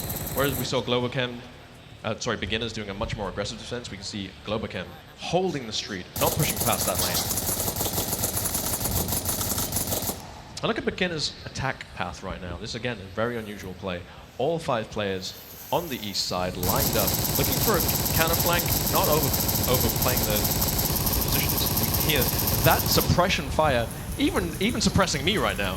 Look at all the smokes that are coming out here as well. I think we just saw like 3 or 4 smokes thrown in a row here for beginners. That's pretty much their entire arsenal of smoke grenades gone within these first couple of seconds here. And here comes the flank, and it's being successful so far. None of the plays being taken down. Raffaello trades. Both players still alive. The intel is still there. Kushbury's picking up and getting Woods up in now. So unfortunately, Raphael's impact is going to be quite minimal there. I think he's only able to end up with a 1-for-1 trade. Thunder Pilot has adjusted the meanwhile. He's gone to the other side of those smokes, which should be fading relatively soon here. And that will expose both Woods 43 and Kushberries to potentially Thunder Pilot, who's waiting on the other side. And there we go. Picks up one, but a great trade from Kushberries. Wow, what a refrag. He was ready for it. Kush hears the shot, stood up, takes the shot. He's back down. Double tapping. Just to be safe. You never know. You never know. So that puts 2 defenders down, 2 attackers down, a 3 versus 3 situation. But key now, Kushbury's in a really great position to put Globo Chem on a back foot, and it really forces them to cover that street. They have to cover their back. They cannot now focus on the south or the southwest, which gives beginners the ability to do some very successful flanks. And remember, at the same time, he still has his 2 other teammates down to the south on the road. They don't want to move up and group with him just yet because the smokes are no longer there. And can we see Kushbury's now just looking, like harvesting any of the down equipment from his teammates? Really important. You can add grenades, add ammo, and it can change everything. Change his gun there a little bit too, I think, or at least just want to throw that other one away. But he'll be working with this new arsenal. I think we'll just start that bit of a sweep to the west now. Beginners now taking the time. That initial push, so violent, but now they're taking the time, reassessing the situation, communicating, and making sure they don't overstay their welcome. And in the meantime, Globo Chem, the two that they have left, they're relatively split up as well, so they're going to have to be careful with the battles that they choose. One holding pretty much directly to the north of the uplink in a safe position, just sitting back, defending that, preventing the double cap. And in the meanwhile, the only other one that's left is stuck dead center in the middle of the map. A lot of options present for that player, but whether it's going to be successful or not is a huge gamble. Well, I think actually there might be 3 defenders still up. I think we've still got a UI bug at the moment hiding that third defender. Yes, definitely 3 defenders still up for Globo Chem. Gotcha. That's right. There is one south of the uplink as well. So it's Toast, I believe. Or no, Toast and Pants are the ones that are holding on top of the uplink, in fact. And there'll be your 2 players still positioned on the inside. Beginners starting to look to wrap around, maybe go through the backyards in the north here. If that On gives the them an west, we're option. going to see an engagement anytime now. That line is cooked. Any point that the beginner player tries to push past, he's going to get taken down. Will he pre-fire? Killing it now, slowly pushing into autos with line of sight. Pants, we'll get to see if he'll maybe get to pick something up here too. And although you can see through the bushes, I don't know if it's going to be enough to reveal this player at that distance. As you mentioned, it's going to be Toast here that'll more than likely find himself. Meanwhile, Smalls has also made the transition, meaning the beginners now have 2 players in the north of the map, and that's big. That really puts Globo Chem in a bad situation.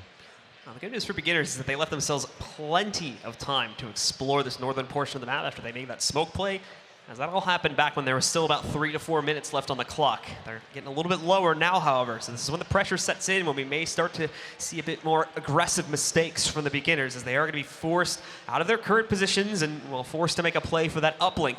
As soon the time will start to get too low for them to be able to realistically take it. And if that timer hits 0, Globo Chem win the round by default. But we're seeing the level of play here now. Killingham not taking for granted that attack line. He could have pushed it so early. He could have pushed it so long ago. Auto would have taken him down, but he still hasn't gone past that line. Is he expecting someone to be there? You check all your corners. All the best players do. Well, looks like Killinger's not going to be left with much of a choice here, as he is starting to just move himself forward here now.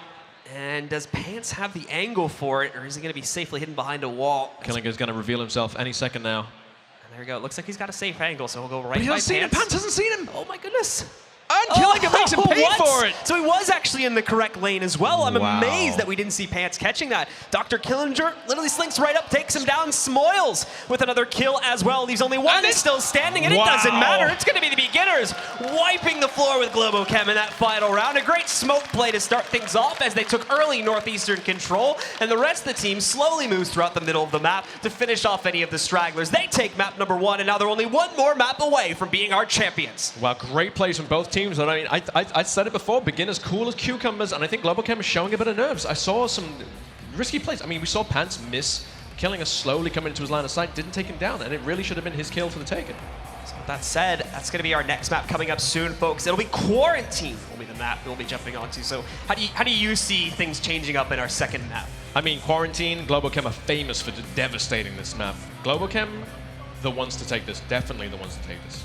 We're going to have to see how that will shape up. Our players are going to be taking a break, ladies and gentlemen, so please do be sure to stick with us, but we're going to be coming back with the second map and potentially the third map in a little bit here as well. But that first map, what a show, especially at the beginning, going back and forth with those first 4 rounds. Both teams having really uplinks that they were able to excel at, I would say, at the beginning of the map. We saw exemplary play from both teams, both in grenades, both in tactics, both in communication, and everything involved there was great level playing field. Even though beginners took it, it was not one-sided. And I think that's what we're going to see from the next map. I know I said Globo Chem are going to destroy it, but you know what? Beginners could pull it out. Beginners, maybe not as strong as Globo Chem casually on this map, but I don't know. Especially with Globo Chem maybe showing some signs of struggling here, as we've talked about before. They're not necessarily showing the best confidence in some of their plays, whereas their opponents seem very cool, calm, and collected in pretty much all situations so far. Yeah, but I mean, they're going to take a second now. They're going to redouble their efforts. They're going to change up their players, and it could make a difference. Arsenic coming forward, he's a long-range shot. All right, we're going to have to see how Arsenic can maybe change things up. But for now, we are going to send it over to Sean Charles with an interview. Absolutely, guys. What a fantastic first map. I'm joined here by Will. Will, tell us a little bit, because you've actually been at one of the LANs in Leicester playing Onward. That's right, I was. It was an amazing experience, and I'm just really excited for the future of Onward and VR competitive sports, because this is absolutely amazing. This is definitely that next big step, and we're just really excited. And congratulations to beginners on taking that first win. That was a great map, guys. Congratulations. Now you stood up and cheered. Does that mean that you have a little bit of favoritism there? Are you rooting for beginners here? I would like to see the underdog win, and no offense to beginners, Globo Chem, hats off to them. They've been dominant in the league for 3 seasons now. So we're really looking forward to see the changing of the guard, so to speak. Well, we love having you here. Now, obviously, you were in Leicester playing there, but now you're actually here. You're also with a lot of the guys here from Stack Up. Can you tell us a little bit about that? That's right. Stack Up, it's an amazing organization. They work with veterans and bring them to events like this. I'm a recipient of their aerosol program, brought me out here. I'm a veteran myself. And the work that they do, it's amazing, and thank you. And if you guys want to see more information, please visit stackup.org. You can read up on what they do, and if you are so inclined, you can also make a donation to the website. And thank you again for this opportunity, guys. I can't tell you how much I appreciate this, being able to be here with my fellow league players that I've been working and playing with shoulder to shoulder virtually for years now. Well, we absolutely love Stack Up, and we love what the organization is doing. Guys, big round of applause for everybody here from Stack Up. Will, I've got to ask you, make a cheeky prediction. Are they going to do the 2 sweep, or you think we're going to go the distance for the 3? If I know Globo Chem, it's going to go the distance, but we'll see how it goes. Well, we're going the distance, but the guys who are getting to give that opinion are the analysts. Over to you. Thank you very much, Sean. And of course, you can head over to esl.gg/StackUpOC5, and they'll be doing donations there. And Oculus will be matching donations up to $5,000. So make sure to check that out and obviously give back to the veterans and the active service members who have served our country all around the world, actually. But guys, what a first map. I mean, we were watching those. We saw everything that could possibly happen. And luckily for us, we talked about the grenades and how impactful they can be. Well, we saw a hell of a lot of here. Yeah, and I mean, there's obviously one thing we didn't really address is the risk reward. Some of those nades nearly killing your own teammates. If you try and toss it up into that second story, it's not always a guaranteed thing. You're going to get it up there like you're expecting it to go. It's not going to bounce maybe one way and come down on your head the next. So we did see some really close team kill, like almost round-ending nades that could have been team kill nades, but yeah, it's... Yeah, we'll get to those in a little bit, because obviously we have to start at the beginning of the match. Right. And Sleepy, we did see the first uplink in the position that we were talking about on Suburbia, being inside that middle house. Yes. And off the bat, we did see some interesting defensive strategies about it. Yeah, especially it struck me as really odd. I mean, I've seen this before where a defending team will put a lot of their player base inside the main house upstairs to heavily defend that objective, get set in their positions, get entrenched into those corners that they have that best ambush position from. But we saw 4 of the beginners in that top section of that house there in the first round to defend, and that to me was a bit excessive. I mean, you're almost running the risk of shooting your own teammate if someone gets a little antsy and wants to peek while you're, and then coincidentally an enemy pops up. You know, that guy's peeking out, this guy pops up, you're drawing fire because you're nervous, you want to get any picks you can, help your team out.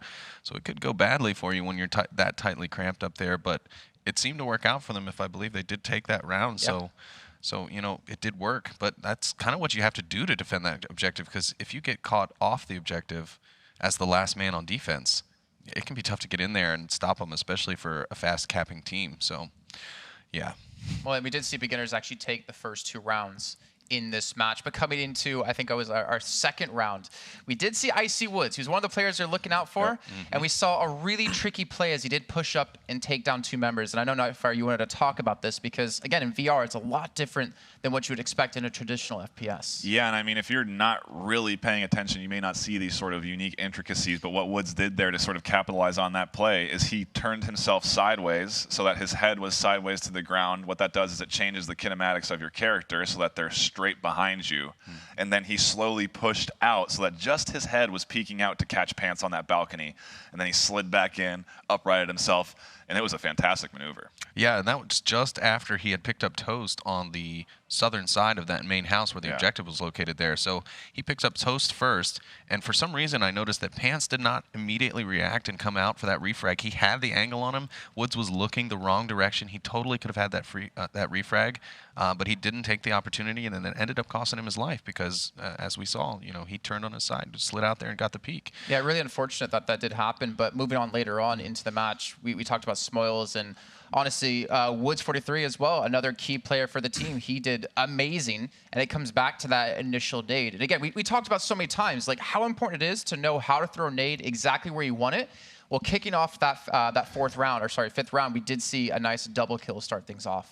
Yeah, that was beautiful. It was a nice frag that came out there from IC Woods, or Woods 43, I'm sorry, picking up 2 members of GloboChem there on lane 1 on the south side. And then we did see later on, just a few seconds later, the beginners tried to throw a follow-up frag to confirm those 2 members. Unfortunately, that frag fell a little too long and it was ineffective in taking down the enemy. But then that was a bit of a mayhem moment, actually. Globo ends up going 3 down and having to take 3 of their syringes off the board. Their utility for revives going very quickly in that round. So with that, like I said, like the team kill come through or the team down, but they lost basically every syringe they had possibly in that match.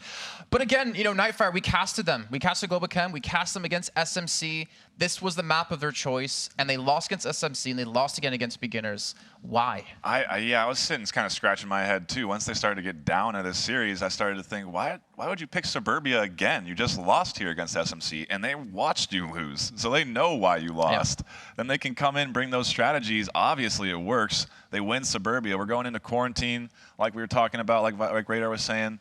They don't roll over. GloboChem is not a team that is going to easily give up this series. So I think we'll probably see a quarantine win from them, but who knows? Anything's up in the air. I mean, if I'm not mistaken, Sleepy, this is a situation that GloboChem likes to seem to put themselves into.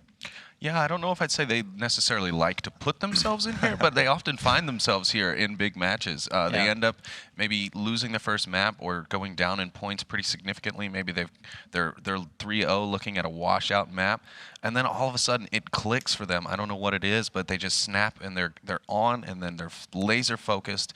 Their shots start coming out. Their key players start picking up the frags that they need to, and they turn things around and end up coming out the victor in the situation. So just because Globo has lost this first round, I don't think that we can count them out. I think this is a position that they like almost, just because it forces them, it pushes them to play harder, to come up with more intellectual plays, more intel, more tactics.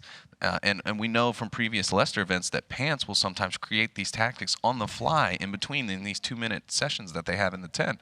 So to be able to come out with random, brand new tactics in the tent between rounds like that is amazing. And I think we'll start to see more of that from GloboChem here as they slowly analyze their opponents. And that's the luxury they did have, obviously, with the time from qualifying back in June till now.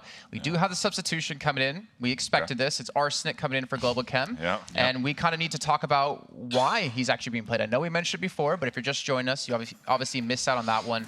But Nightfire, why are we seeing him come in now? Well, he is just probably one of the best shots in the league. He's always touted as somebody that is so good at long-range engagements. In Quarantine 1, there's plenty of opportunity for that. He can find some long picks. He can find some long streets to be shooting down. At the same time, he's a double threat because he's fantastic close quarters, too. He's really good at snapshotting, almost on par with Pants. All right, guys, well, before we head into the game on Quarantine, do you think we're going to see a switch-up come in? Are you sticking to your guns here with your predictions? Or do you think we're going to see GloboChem take this map? Sleepy, I'm starting to put you on the spot again, but I'm going to do it. It's fine. I think GloboChem's going to come back and show us that they are here to play still, that they are not just going to be pushed over like that. So I think GloboChem going to take it back here, yeah. All right, Nightfire, quickly, what's your thoughts? Beginners. You think we're going to see a 2-0? I'm believing in them. Well, not only are you believing in them, I bet Radarhead, since his team lost to them just before. But guys, let's head back to our casters. It's Blue, it's Radarhead, and it's potentially our final map of the day.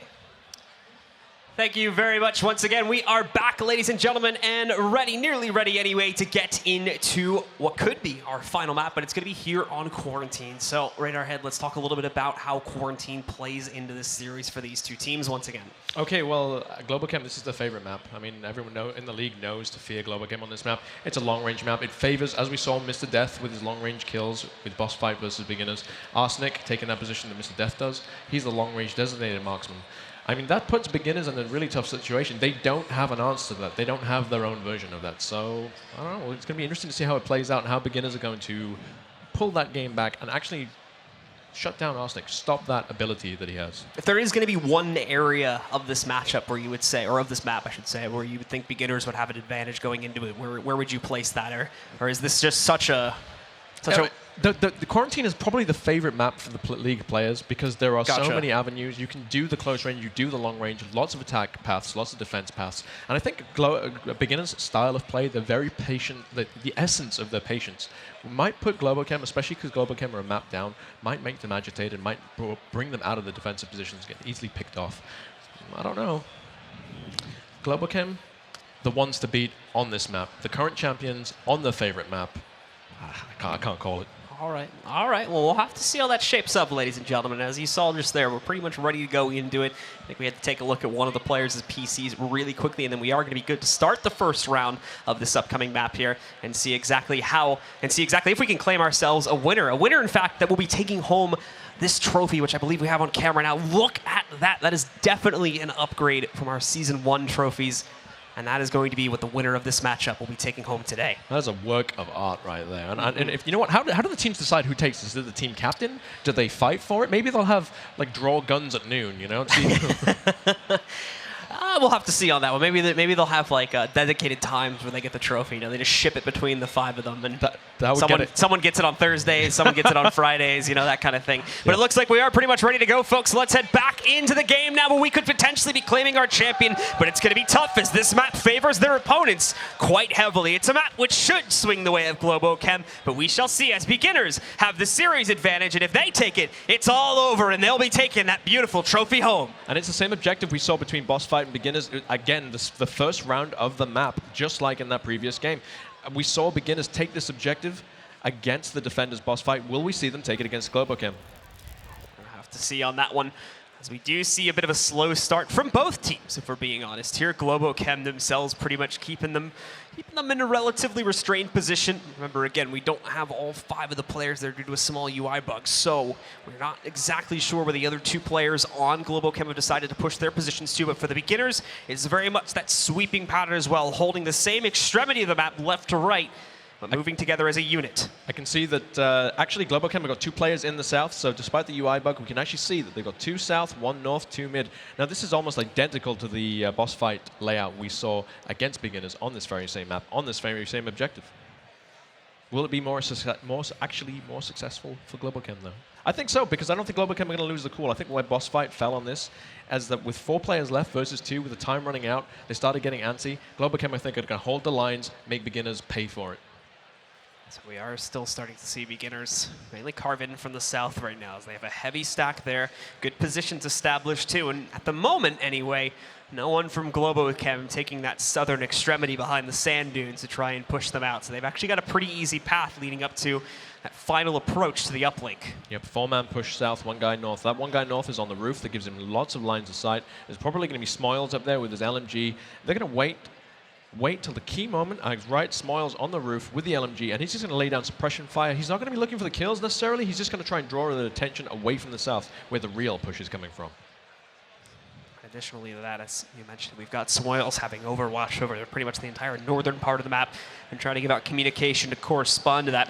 The guys in the south have hit a wall. They've run into that main warehouse on the southeast side. Oh, okay, never mind. It's not a wall. It's Woods finding that first very impactful kill against Thunder Pilot on the inside of one of the glass buildings. Now, what's interesting to see is there's still a second defender in the south. It's not been taken yet. Really important for beginners that they take the south area. Maybe they'll take for granted that they've just taken 1 player down. Maybe they'll get overextended, but honestly, that's not beginner's style. They're still going to be slow. They're still going to be methodical. And they're going to make sure that they don't get caught with the pants down.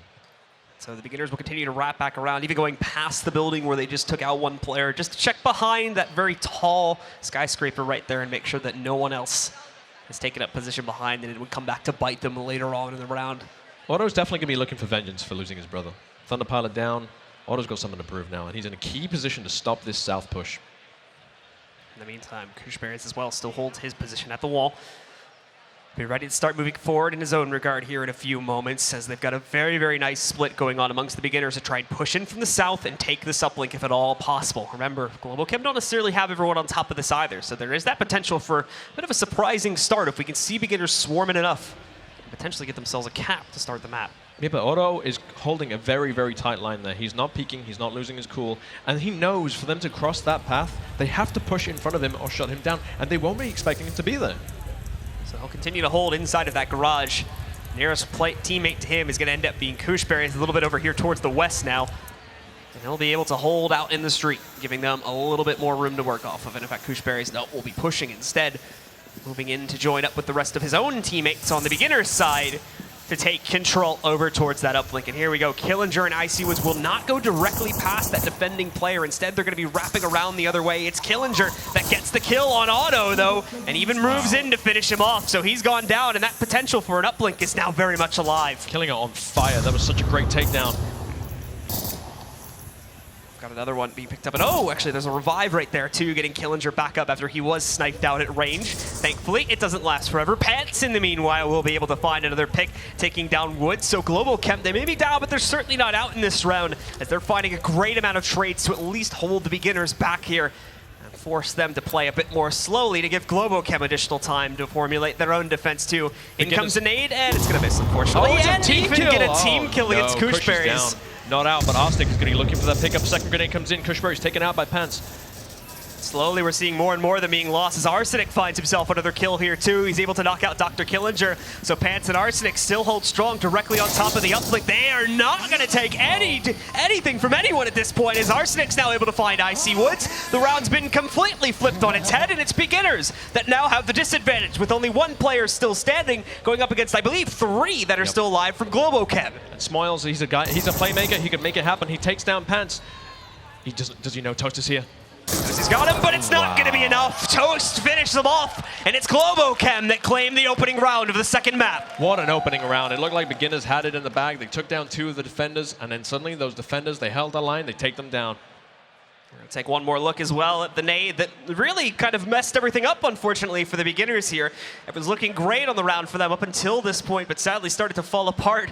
Kushberry's moving in just a little bit too soon, and the unfortunate miss on the nade from Icy Woods set him down, never to be recovered later on, unfortunately. It really destroyed the momentum, and that's what they needed most at that exact moment. Had that grenade gone in, it would have taken down Otto, and that would have allowed Kushberries to push through. And that would have been all the difference. That would have been a cap potential, especially because there was a Global Chem player not in a position to defend that cap. He was in the north area in the motel. It would have been almost impossible for him to get back in time. But Global Chem, the defense holding round 1, they needed this so badly. And so Global Chem will take advantage upon that, and now it's just a matter of getting those next 3 onto the board to not only save themselves in this event, but also push us to the 3rd and final map of the series. But the true winner will certainly be determined in this one. But remember, there's still that chance for beginners to jump right back into it, as well as they're now going to be switching over to defense. And if they can come back here quickly enough, of course, one mistake costing them a round. Which otherwise they've been winning pretty much flawlessly throughout the course of the day, especially in their semifinal, which again, we'll call back to that for a second. For those who didn't get to catch it either on the stream or here in the convention hall, they were able to win it flawlessly, an 8-0 run for themselves in order to make it here to the grand finals. Oh, they definitely deserve this position in the grand finals. There is no question about that. You know what's so interesting, though? I just realized that beginners chose this map against Globo Chem. That shows some confidence on their behalf. This is a map that Globo Chem are famous for being just almost unbeatable on, and yet beginners chose it against them. Does that say they're ready for it? I guess it does. And strategy-wise, I mean, it looked great going into the round. They seemed to have a great route established for themselves to get up to the uplink. If it wasn't for that grenade, as you had mentioned, more than likely we would have seen the round go pretty convincingly in their fashion, because they had that last complex they had to worry about by the uplink pretty much surrounded. It was just a matter of knocking out those 2 players, and that was the one goal of the round they couldn't seem to accomplish. Everything else in their strategy leading up to that point, however, was done pretty much perfectly. It's just that one final instance where they unfortunately fell a bit short. It looked like a set play. It looked like the timing was the grenade would fly past him, it would go on the other side of the wall, maybe it would down a guy, maybe it wouldn't, but the key thing it would do would be deafen the defenders there, and they would not hear Kushberries rushing the position. That would have been a game changer had it landed on the side of the wall. But shoulda, woulda, coulda. Sadly, we don't see that happening, and a very crucial team kill on that grenade ends up throwing the round over to Globo Chem, giving them an advantage, maybe a little bit of a confidence boost here too that they need to play off of in order to push them forward to take control of this second map and send us on a downfall for our 3rd and final one. Yeah, I really want to see it go 3rd map. I mean, that's how you want to see every grand final go, right? You want to see it go to the final game, and it would be so intense to see it between these 2 teams. We saw beginners, well, I'm sorry to say it, but destroy Boss Fight on Downfall. And I don't know if Globo Chem would be able to stop them. And I mean, again, but that's a map that would potentially favor Globo Chem's style of play because they have Arsenic, they have the designated sniper, and as I said before, beginners don't seem to have a designated sniper. Well, we're able to see Arsenic a little bit in that last round. Didn't necessarily become the key player, I would say, for the guys on Global Chem to be able to take control of the matchup, but he definitely, I'm pretty sure, found himself a pretty long-range snipe in the midst of that round that, of course, contributed to the impact of knocking out the beginners as we got into the late round there.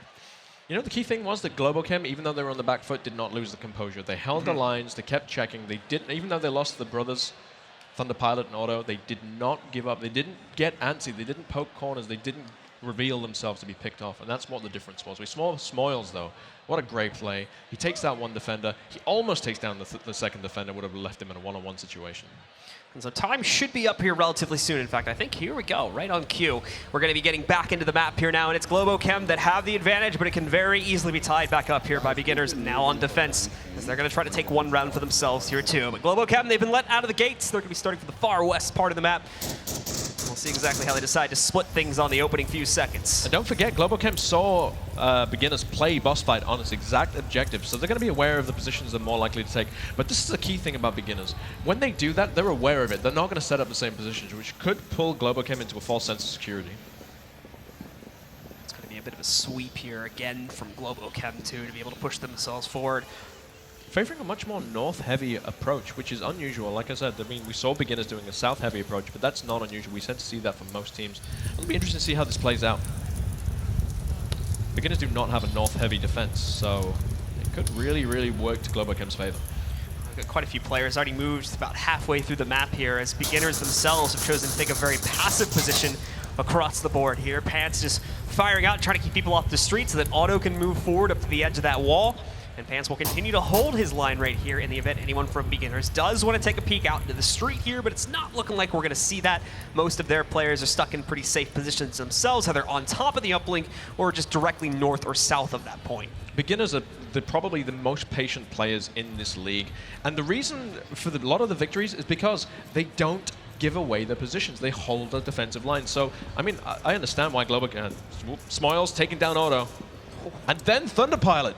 Again, the brothers going down. This is a big, big downer for Globo Chem. Down to 3 active players. Some, again, great marksmanship coming in from the beginners to pick off so many players so early on here, and more importantly, capitalize on the aggressive mistakes of their opponent here, as they may find themselves in a position that they're not necessarily ready to take yet, and because of that, the flank moves in, and we see players like Thunder Pilot going down as a result of that. So the beginners stay strong. Granted, Thunder Pilot could find himself rezzed here still, as he's in a down state, not completely knocked out of the fight just yet, but I don't know if he has anyone near him that would be able to do that to bring him back into the fight. Smoils just took him down though. He confirmed that kill. Now Thunder Pilot is completely out. It's a 3-on-5 situation, but that north approach still moving in slowly and strongly.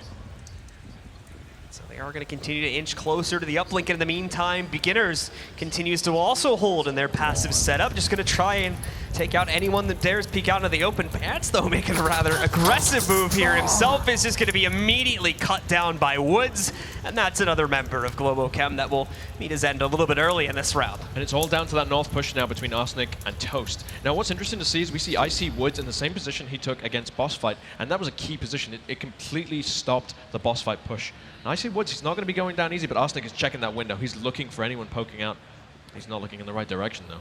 And with IC Woods taking up the motel, unfortunately, in my eyes, this is going to be looking very, very bad for Globo Chem. We saw IC Woods take up the same exact position in the last series and was able to hold against nearly 4 players from his opposing team at the time, pushing in and trying to get him out. But regardless, found, I think, 2 kills for himself while still coming under fire from his opponents. So he knows how to work this position. Yep, and he will do it confidently, and it will shut down. If they cannot dislodge Woods, there is no hope for Globo Chem's north push.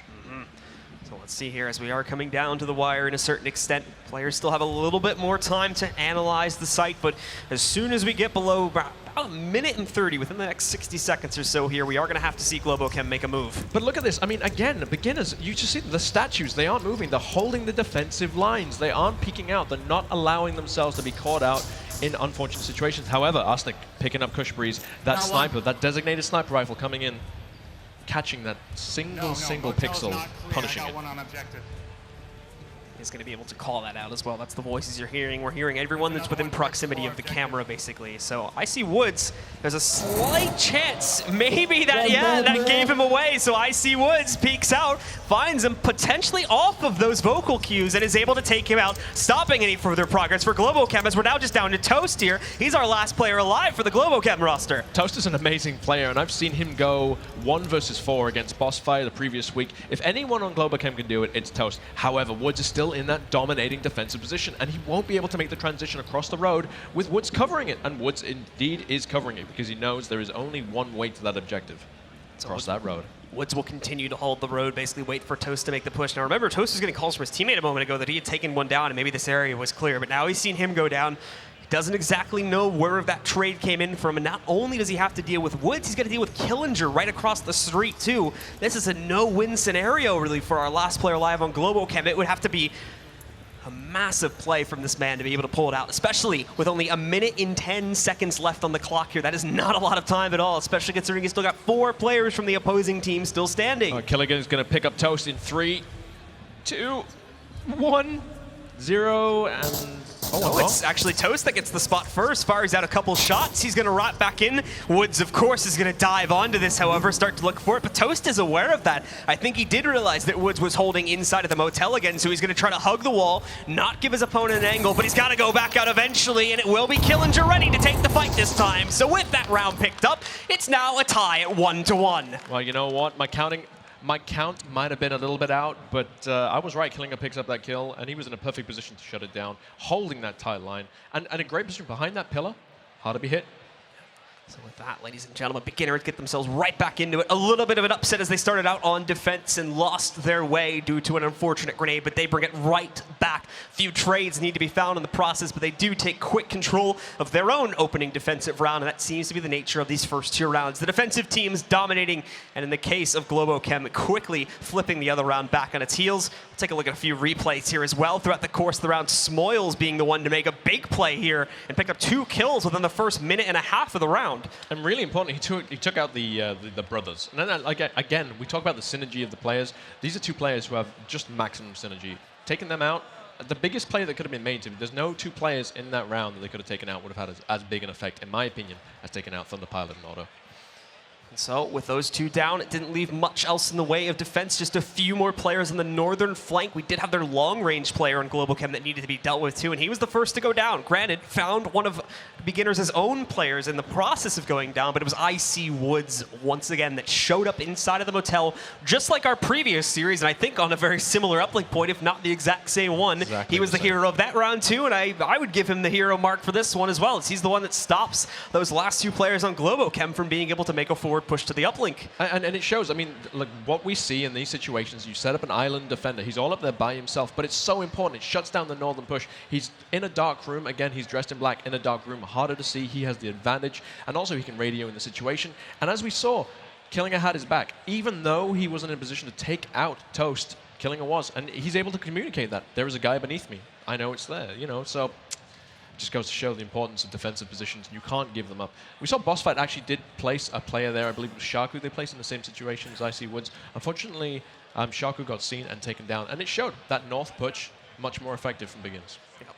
So once again, folks, I think we're just waiting at this point here now for our players to be readied up. And oh, there we go. I've got a good internal clock going on. This is the second time I've called it perfectly. So here we go into the 3rd round here now. Either team being able to take an advantage. And for our team on offense, if we could potentially see an uplink here, and that could certainly start to push Beginners into a match, map, and series point situation here if they can claim the uplink. Yep, so for viewers who've never seen this before, if you're just tuning in now, an uplink gives you 2 points. Downing down the enemy team gives you 1 point. That's only for the blue team, Marsok, Beginners in this situation. Which it means for Globochem, they need to stop them to getting that white dot, which is in fact the uplink satellite. And to get the uplink, they have to bring out a tablet. You have to memorize a 7-digit code and be within range of the uplink to send that 7-digit code. But what it means is that when you've got that tablet out, you're not defending yourself. You don't have a gun in hand, and it leaves you undefended. So you either have to sneak up or use brute force with your teammates covering you and suppressing the heck out of the defenders. So Woods will still be holding on top for now. Just trying to waste a little bit more time. Gives him a bit of a nice overwatch on the surrounding portions of the map here too, since it is a bit of a high ground position. From that, you may be able to get lucky and find 1 or 2 players from the opposing team peeking out just a tad too much, and that would give you a great chance to pick up a kill. But besides that, all players pretty much on all sides, as far as we can see from the minimap anyway as well, are frozen in their current positions, waiting for their opponents to make the next move. The Beginners have got a great staggered offensive line set up right now, which basically means if one of them gets taken down, another player can step in and get the refrag very quickly. also gives them maximum intel of that central area, which is so important on this map, especially with Subjective. They know they have to make the transition. They've given themselves away. They have to make the transition from the north across that middle street.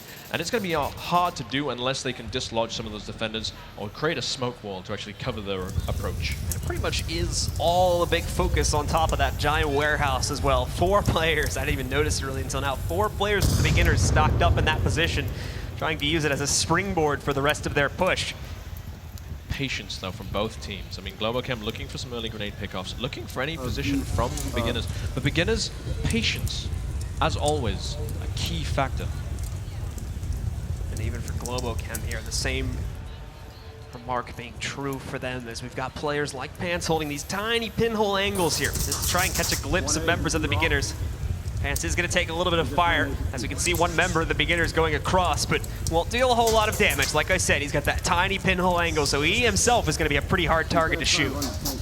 Yeah, I mean, that tiny pinhole gives him less than a millisecond to pull that fire off. I mean, you blink, you miss it. Not even that. I mean, that's an almost impossible shot to make, but if anyone can make it, Pants is one of those players. I think it is Smoils. We've been hearing a few bullets pinging around Pants for a while here, and I think it was Smoils that's the one that's sending in a lot of that fire. In fact, a nade is sent over onto Pants, nearly connects, but as you can see in the distance, it's just a little bit short. Smoils with that LMG is always like, I am Smoils, hear me roar, as he lays down 50, 60 bullets at the enemy just to draw attention away from the rest of his teammates.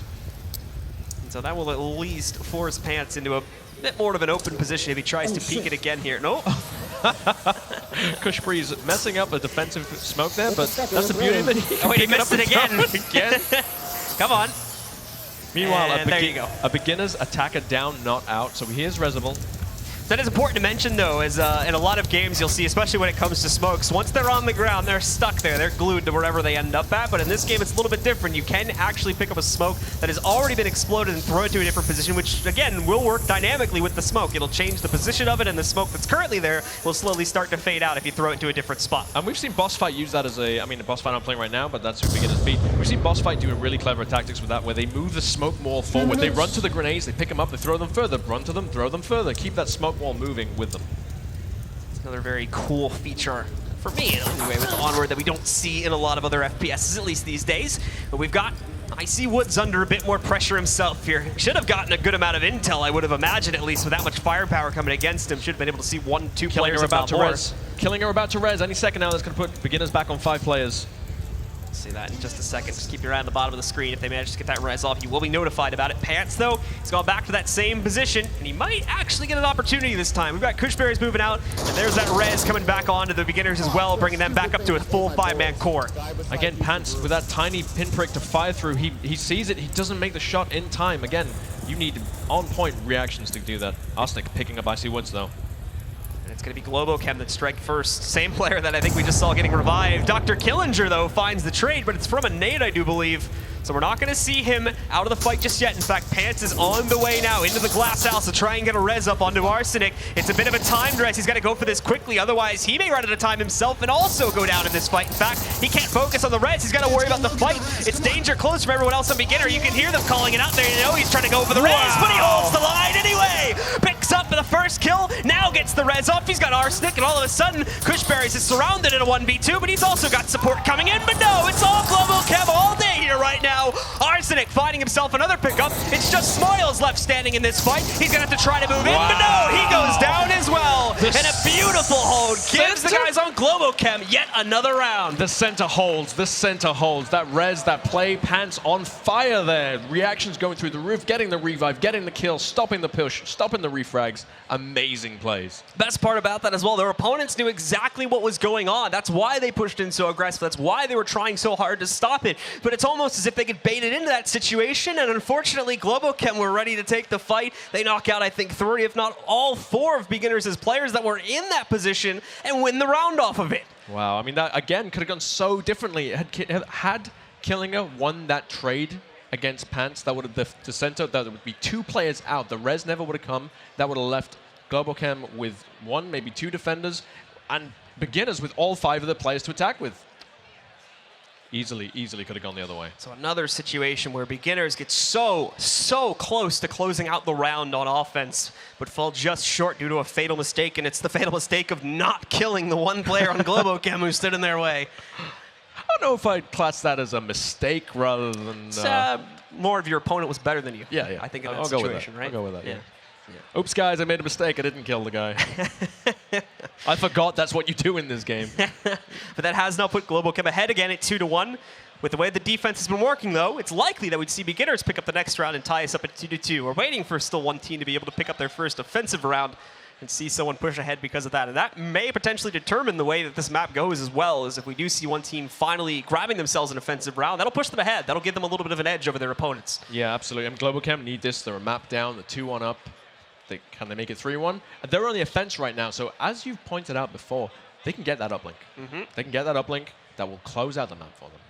We haven't seen an uplink here yet at OC5, I don't believe. So actually, we saw beginners do it against Boss We did want to get one in our first match. Or in our second match, excuse me.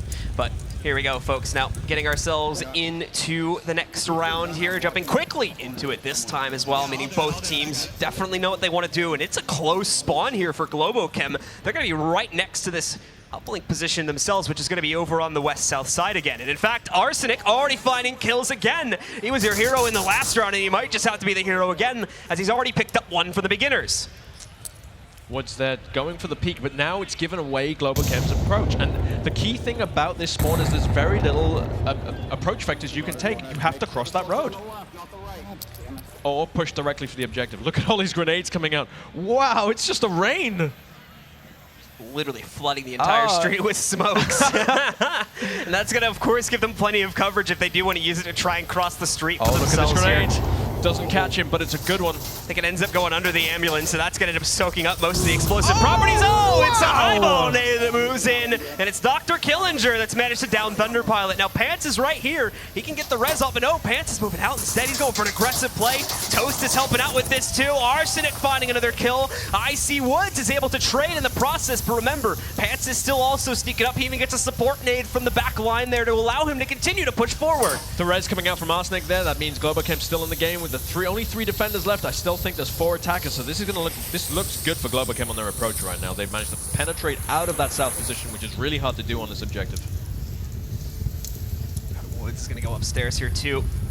Might just be able to spot either Otto or Pants depending on the position he's taking here, but he's got to be careful because all the focus from them is also on this building. Kushberry is finding himself one pick though, is able to knock down Pants, bring him out of the fight. I see Woods knows he's got some trouble coming his way. You saw it right there. The syringe not only allows you to res teammates, but also to heal yourself in the middle of the fight. Note that, again, you don't have a second one. You've only got the one, so that's a judgment call. But he knows he's coming under pressure from at least 2 players, so he's going to use it in this situation. The pressure he was feeling right now, just think about it. You know what's on the line here. 25,000. You know there's people coming for you. What do? He's getting brave. He's peeking out. He's not waiting for them to come to him. He's going to them. Now, they trade each other, in fact, as both end up going down, and both are knocked out entirely as well. No chance of a res coming in there. Thunder Pilot might be able to move in and scrounge a few grenades off of the corpses, but that's all he can gain from this fight now. I mean, what grenades? We saw all the grenades being spammed earlier. I can't believe there'd be any grenades left in this situation. Smiles and Kushberry's now the 2 defenders holding the objective, holding that line. Thunder Pilot looking for a pickup. He's got an LMG mag in his assault rifle. That means he's got a lot of extra bullets, a lot of reserve bullets just to make some noise. Arsenic, unfortunately, the spam from him throws away his chances, makes it a bit too obvious what he was trying to do there. Thunder Pilot, though, brings Globo Chem back into it, but not enough as Kushberry peeks out into the street, finds that final trade, and ties us up again now. His defense is still the name of the game here on our second map. No offending team has won a round yet. The refrag is real, and it's so important. He heard the shots, he knew his teammate went down, he stepped out, made sure it wasn't in vain. He took the advantage. And that's what makes a difference in this game. When you're too scared, when you get in your own head, when you hear those shots, it's so easy to just hide in the corner and wait for the enemy to come to you. No, but when you know that the teammate that died was nowhere near you, and it has to be at a different angle to where you are, having the confidence, having the forethought, knowing the meta, knowing you can step out almost safely because you know the guy was looking somewhere else, that changes everything. And as we saw, Kushberry's cleaning it up for beginners there, holding the line, bringing that defense through. It's a very nice play from Kushberry. He's been, I think, slowly stepping up as the day has progressed. A little bit quiet on some of our initial maps, but I think as we got closer to their semifinal earlier, to the end of that, I should say, we really started to see him pick up more and more kills. And in this series, specifically on the second map, he's been quite a consistent fragger in my eyes. Yeah, you're not wrong. I mean, again, every player on both of these teams are legendary. All of them are known. Whenever a player from the league faces any of these in the pub maps, they know the pedigree of the players they're playing against, and it shows. Beginners' teamwork, flawless at the moment. Globo Chem's teamwork, flawless as well. I mean, it's two such evenly matched teams. It's coming down to the wire. In fact, we end up now with pretty much the same exact scoreline that we had at the start of Suburbia as well. Just the nature with which that the rounds were won is a little bit different, where we saw a very uplink-focused dominance from the teams in our last map, where they would win both the attacking and the defending round back-to-back. Now it's just the defense. Doesn't matter where the uplink point is. The fact that defense is king here right now, and we've seen our guys on beginners get very close to it 2 times in a row now. They just haven't been able to close out one of those offensive rounds. No, I mean, again, Quarantine is one of the maps that just about favors the defenders, the Volk team. And as we've seen, the defense is holding on every map so far for both these teams. Just about, but it's still holding. Whereas we see on Suburbia or Cargo, the assault team, the attacking team, doesn't necessarily have the disadvantage. And same as the last map, folks, it is now going to change uplink position again here. But we should also mention that now that both teams are at 2 points, you mentioned this in the last round, it's now a possibility for both teams, depending on which one is on offense, to be able to win the map at this point. Yeah, beginners are going to be looking for that cap. And this is one of the objectives on this map that we see caps happen quite often, because like the horrid objectives that you get on some maps, there's just no way you can comfortably sit to defend it. You have to cover multiple angles, which leave you in the open. So we're seeing a very aggressive defensive stance from the Globo Chem right now. Toast might get caught out by Woods as this flank is happening very quickly. Woods wasting no time. He misses the shot though. Toast still alive. All 10 players, excuse me, still going to be tall and strong here at the beginning of the round, but it's Dr. Killinger actually that will strike first here, knowing that they've got an aggressive play coming out against them from Globo Chem. The beginners now back up a little bit and try and just wait and see if anyone else is going to try their hand at it. So worth noting, Thunderpilot is down, not out at the moment. So he can still be revived if they're able to get close enough to bring him back into the fight here too. But meanwhile, Woods 43 taking down Toast. Down and out. He missed the initial shots on him. Toast didn't reposition and got punished for it. Go ahead. Globo Chem are crumbling, and what I want to note here now is if they wanted to, beginners could try to call a bit of a lateral for themselves and try to sneak away over towards the uplink. There might be too much of a focus on this fight, but at the same time, it should be mentioned that Globo Chem have a lot of players away from the uplink, and that's left it kind of open. They do get a revive up, and Arsenic in the meanwhile, in a different position, is able to find quite a bit of impact too as he knocks out another member of the beginners. Yeah, look at this flank. It could really, well, there you go, Arsenic taken down. Key position. It's so important knowing that map knowledge, hearing the shots, reacting to it, and really using, again, the sound's so important in this game. Be it communication, be it proximity, be it the sound of gunfire, the grenades, etc., etc., etc. Sound's so important in a game like this. My guy might be just down. So we've got Dr. Killinger. Very communicative round, especially for the beginners here too. They haven't really worried too much about giving their positions away because they know that Globo Chem have wanted to push against them. Oh, this could be fun right here. Wow, look at this. Pants hears him. Woods has no idea he's there, but it's a flank round. But again, the sound giving away. And Pants is going to run right up the hill, knocking them both out. And that's completely flipped the round again. It's looked like it before. Beginners held their defensive position on offense early on in the round. They were able to fend off that aggressive push from Globo Chem. But now with a play like that coming in from Pants, the round might not be so short anymore, even though just seconds ago they had this down to pretty much a 4v2. Again, the sound's so important. You saw him swivel as he heard the footsteps rotate round. He rotated with it, and it paid off dividends. 2 for the price of 1. So now it's come down to the wire once more for the beginners here. They need to try and close out on one of these offensive rounds. They have to do it soon, as otherwise their opponents are going to just continue to push ahead, and they'll win by default eventually if defensive rounds are the only rounds that end up being won here. They'll get the 4 first with the way that the side trades are working out right now. He sees his feet. He's waiting for the peak, though. He takes the shot. He takes him out. That leaves one defender in the objective. Wide open.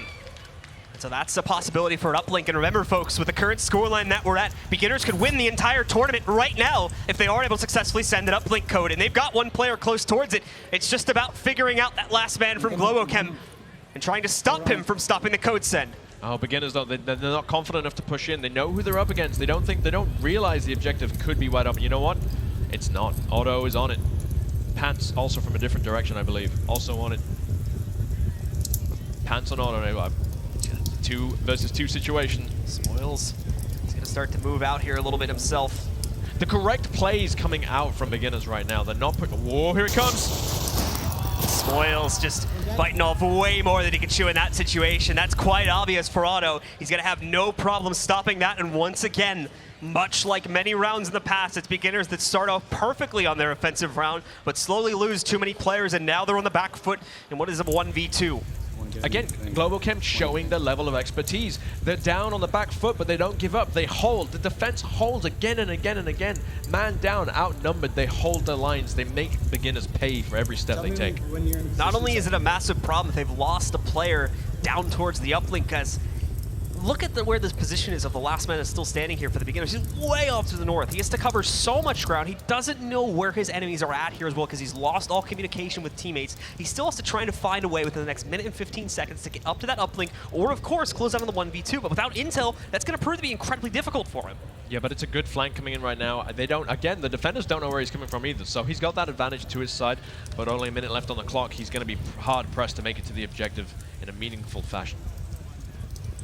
And his approach at the moment, unless he changes and diverts to a different direction, will bring him in front of Pants, who's covering that line of approach.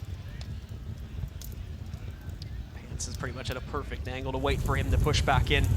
40 seconds left on the clock. Killinger, I don't know if he's aware how little time is left. He's moving very, very slowly, very, very slowly.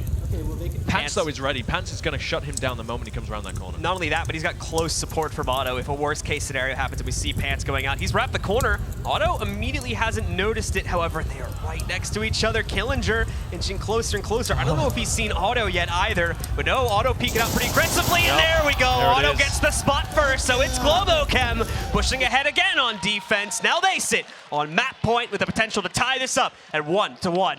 Again, the defense holds. Again, we see very few players left alive at the end of it. There's not been a single round where it's been a whitewash. Every round has been to the wire, every single round. And we're seeing two such evenly matched teams. Beginners showing why they're in this final. Globo Chem showing why they're in the final. It's just this is what you want to see in a grand final. Certainly been one of the closest matches I think we've had here on Quarantine in quite some time. So let's take a quick look once again at the replay from within that round. And Pants' big play that flipped the other way. Like I said before, you can see it right here. Beginners had a massive advantage prior to this. But all of a sudden, Pants, with that massive double kill and the overlook from their opponents and not catching him hiding in that corner, throws the round away. But did you see his momentum? He took down the two players. He didn't stop. He didn't cower back. He didn't wait for the refrag. Took down two players. And then his momentum carried him all the way to the objective to a great defensive position. He didn't just get 2 kills and hold that line. He got 2 kills and then put him in a place that overwatched the objective very, very effectively. A massive risk to take, even with those 2 kills going his way as well, as there could have easily been more players hiding around the area that would have been able to find that refrag, as you were mentioning. He just goes right at it, though, and is able to take massive command over the map, along with easily making him the MVP for that last round. But what you have to remember is that momentum carries him out of the zone where he was firing from. So if a refrag was to come, the beginners players would be looking at where they heard that shot. He wasn't there anymore. He just legged it away from there and got to the objective. And not only did he leg it away from there, he legged it into the correct direction of the objective to place himself in a great defensive spot.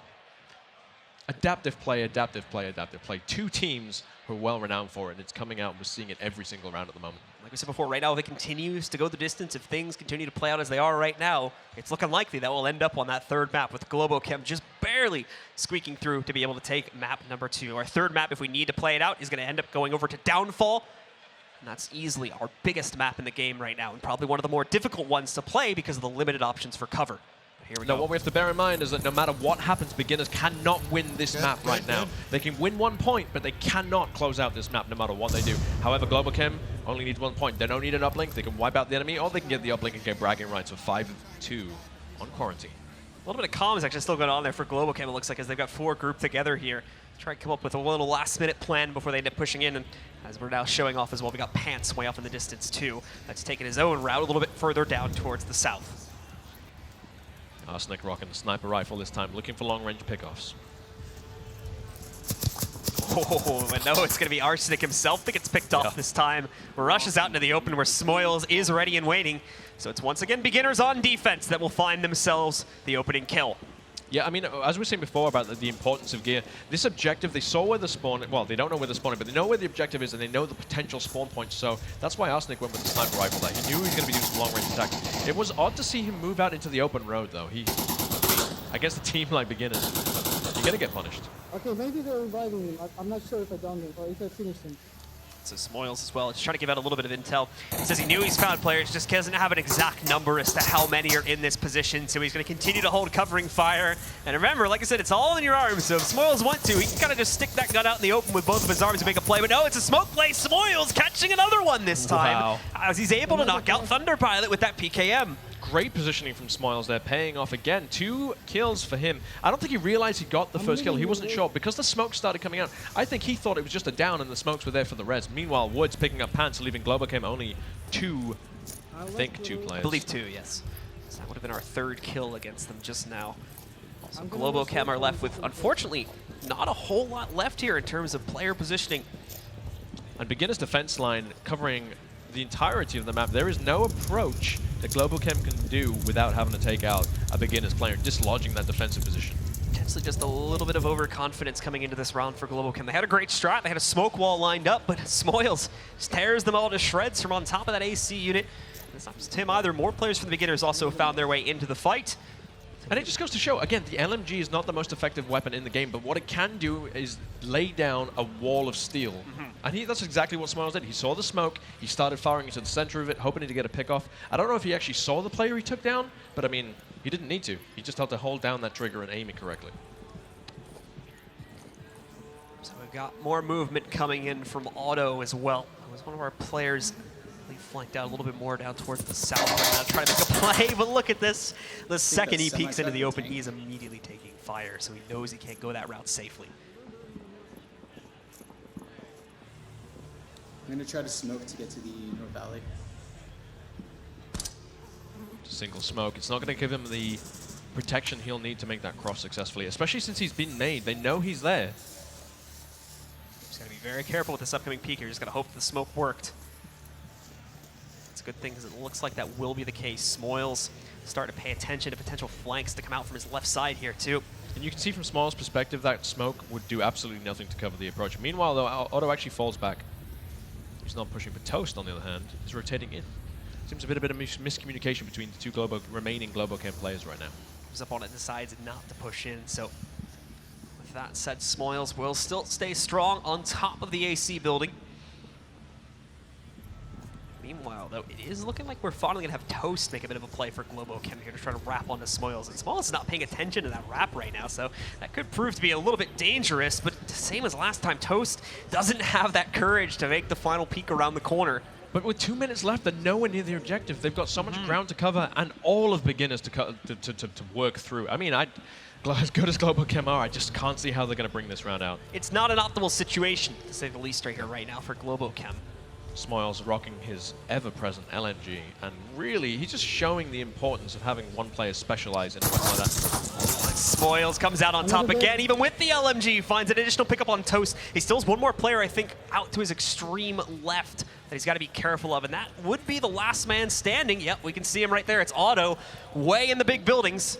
And Smoils even seems to have an inkling that he might be hiding out here. So we'll see if Smoils can just absolutely dominate this round with what I believe would be 4 kills in just a single round here. I think it was on the analyst desk. I think it was Sleepy who said that his favorite player on Beginners and the one who would make the difference is indeed Smoils, and he's not wrong. I mean, we're seeing Smoils again and again and again and again making these great plays, great shots with not the most accurate weapon in the game, but his reactions are on point, his game knowledge is on point, and he's just doing everything he needs to give Beginners the chance to take this map.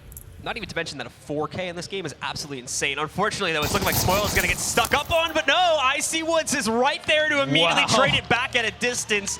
Powerful trades coming in there for the Beginners, and that keeps them in the fight now at 3v3. Again, great overlapping fields of fire. The fact Smoils was in a position, the only place that Smoils could effectively get taken down was from that line of sight, but Woods was covering that line of sight. It's fine, he didn't save Smoils, but the refrag was real, and this puts us to the match point, or map point. But it is going to take us, once again, to Beginners' mortal enemy on this map, which has been offense. Really the same for their opponents as well. Yeah. But it's obviously them that have the pressure, them that have the capability to shut down this entire tournament right here, right now. And it's going to be this upcoming round that gets decided. That's exactly what I was going to say. I mean, we're in a situation right now that if Beginners can take this offense, they win the trophy, they win the 25,000, they win the title of being the global champions in Onward. Absolutely. What a stage to do it on. Not only that, but having the potential to upset as well against Globo Chem, who prior to this has been holding the #1 position in the world. As you mentioned, beginners have taken them down before in season finals.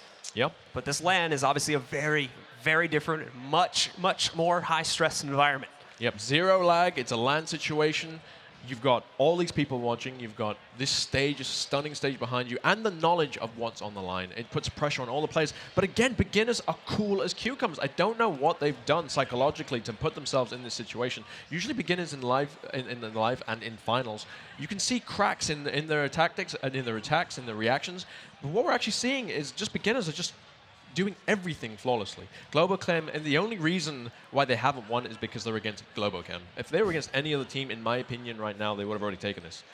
And we did see that earlier as well in the semifinals. They took it without losing a single round for themselves. They had quite the dominant performance out there on our esports stage, and now on the main stage, they just have to prove themselves with one more round. They've gotten so close 3 times in a row now. They've nearly won the offensive round, but fallen short every single time. And this could be the one time. That's it. We just need to see one offensive round picked up by them, and they will be the winners. They will take home that trophy behind us, along with the 25K that comes with it.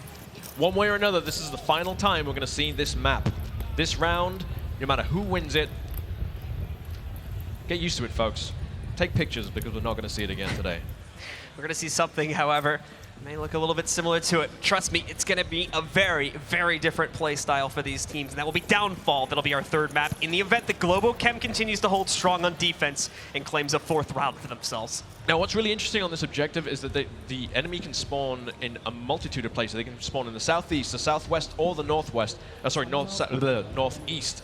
And what that means is that half the defense of this map is trying to figure out where the enemy is coming from. Once you can pinpoint that, the players can rotate around and effectively cover their approach. But at the moment, Globo Chem have no idea where the attack is coming from, but beginners are playing it perfectly. They're not putting any players out there. They're not doing any suppressing fire. Smoils isn't opened up with his LMG, and it really puts Globo Chem on the back foot as slowly beginners push in.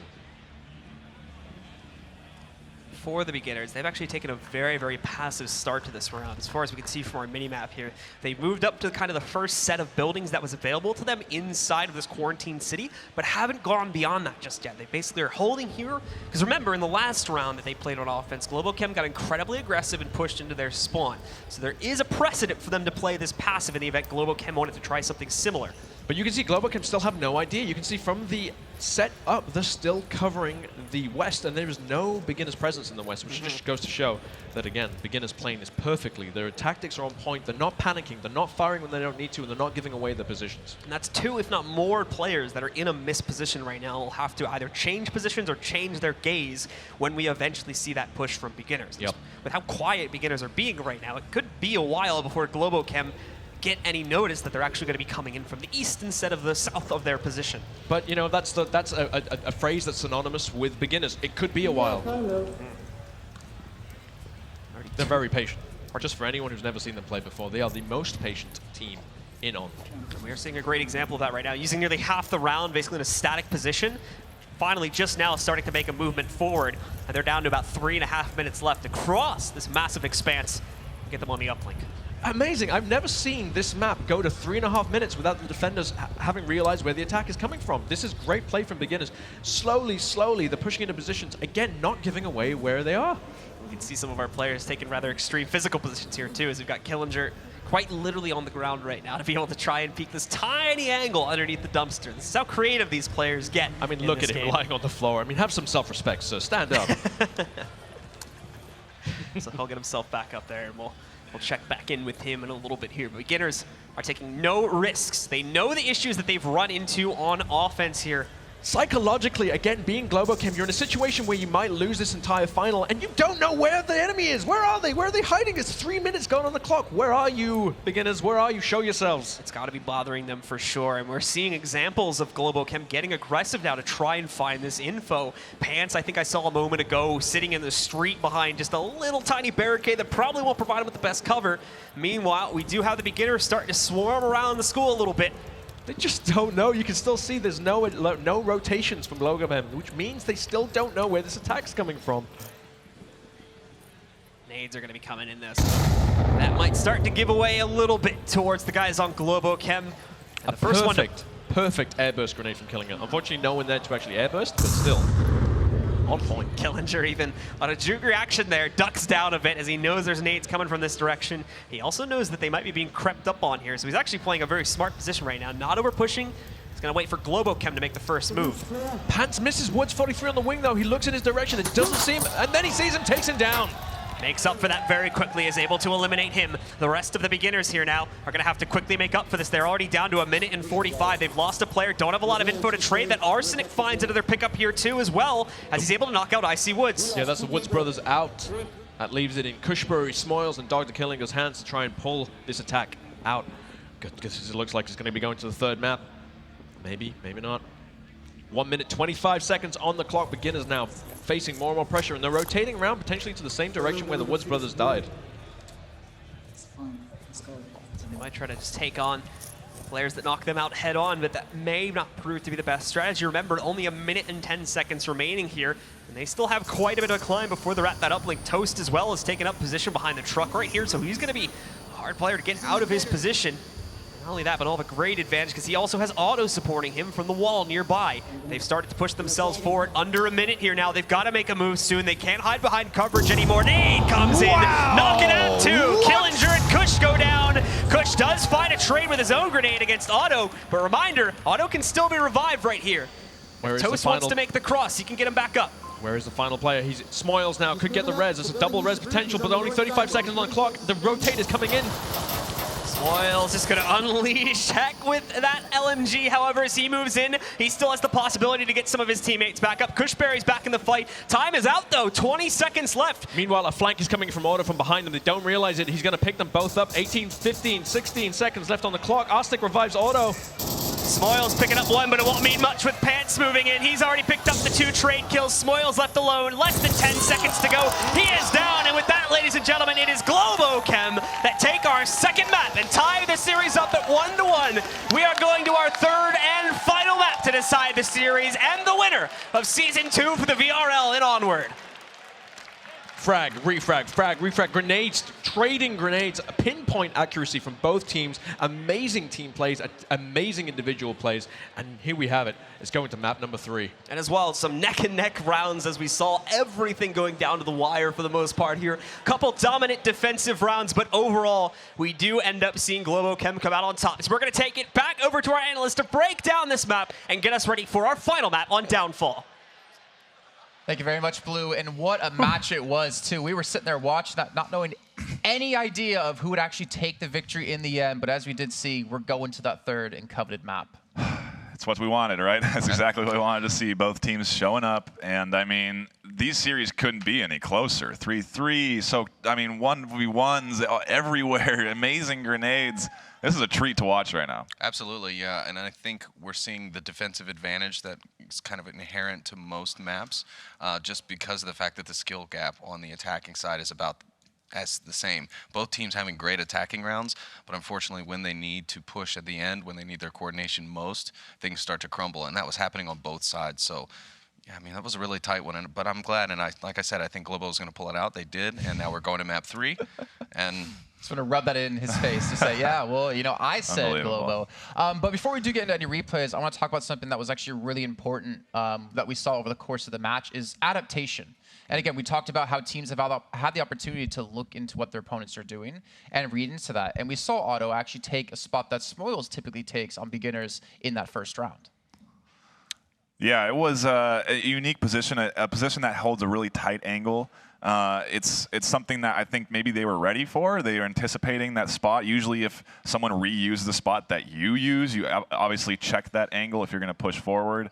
It doesn't catch him any picks, and he got shot there in that corner. So it didn't pay off for him, but he did try to adapt and sort of take a new position that wasn't normal for him.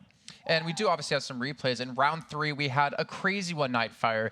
It came down to the ruins. It came down to the last few seconds. As you can walk us through this. Yeah, this was absolutely insane. I mean, this is such a mind game here because Pants is debating if he has to pick up Arsenic or if he's going to go for these picks. Arsenic is probably down, calling out the position of Killinger. Pants pops up, grabs himself 1 here, and now it's all up to him to defend on this final push.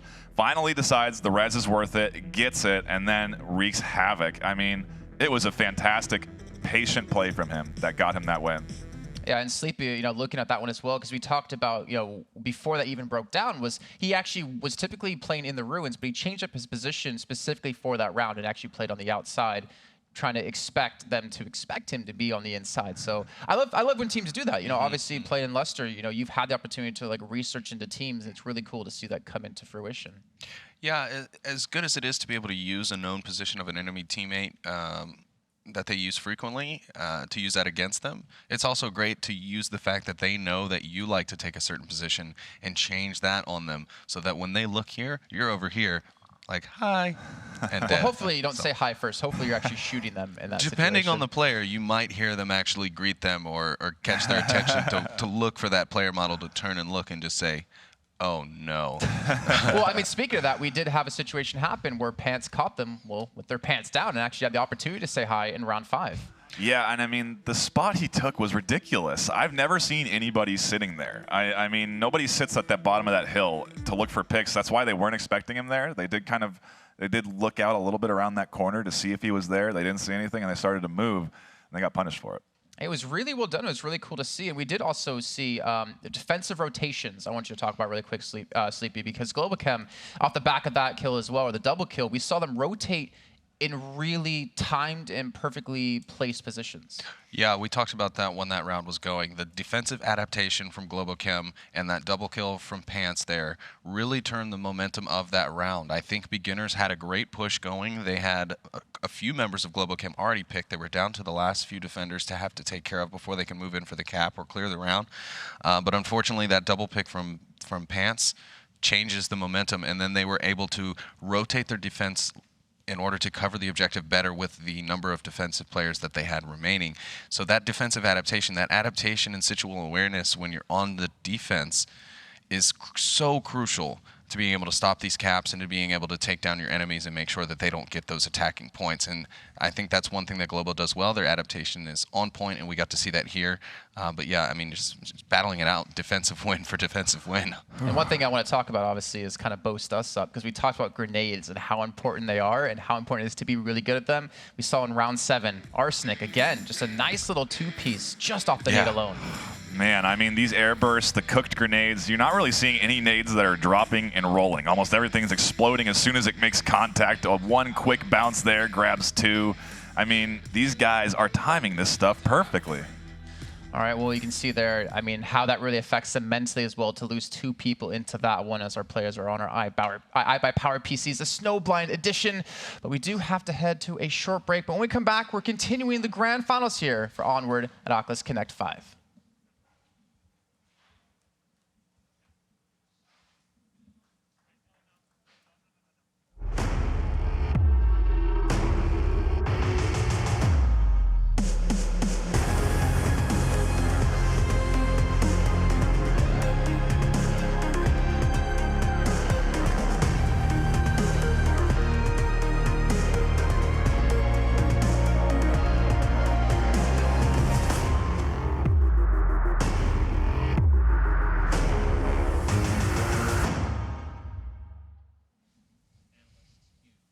And of course, a big shout out to Intel, as they are a main sponsor here for the VR League over the course of the entire season. And of course, as we're here at Oculus Connect 5, we have our 3rd map ready, Downfall.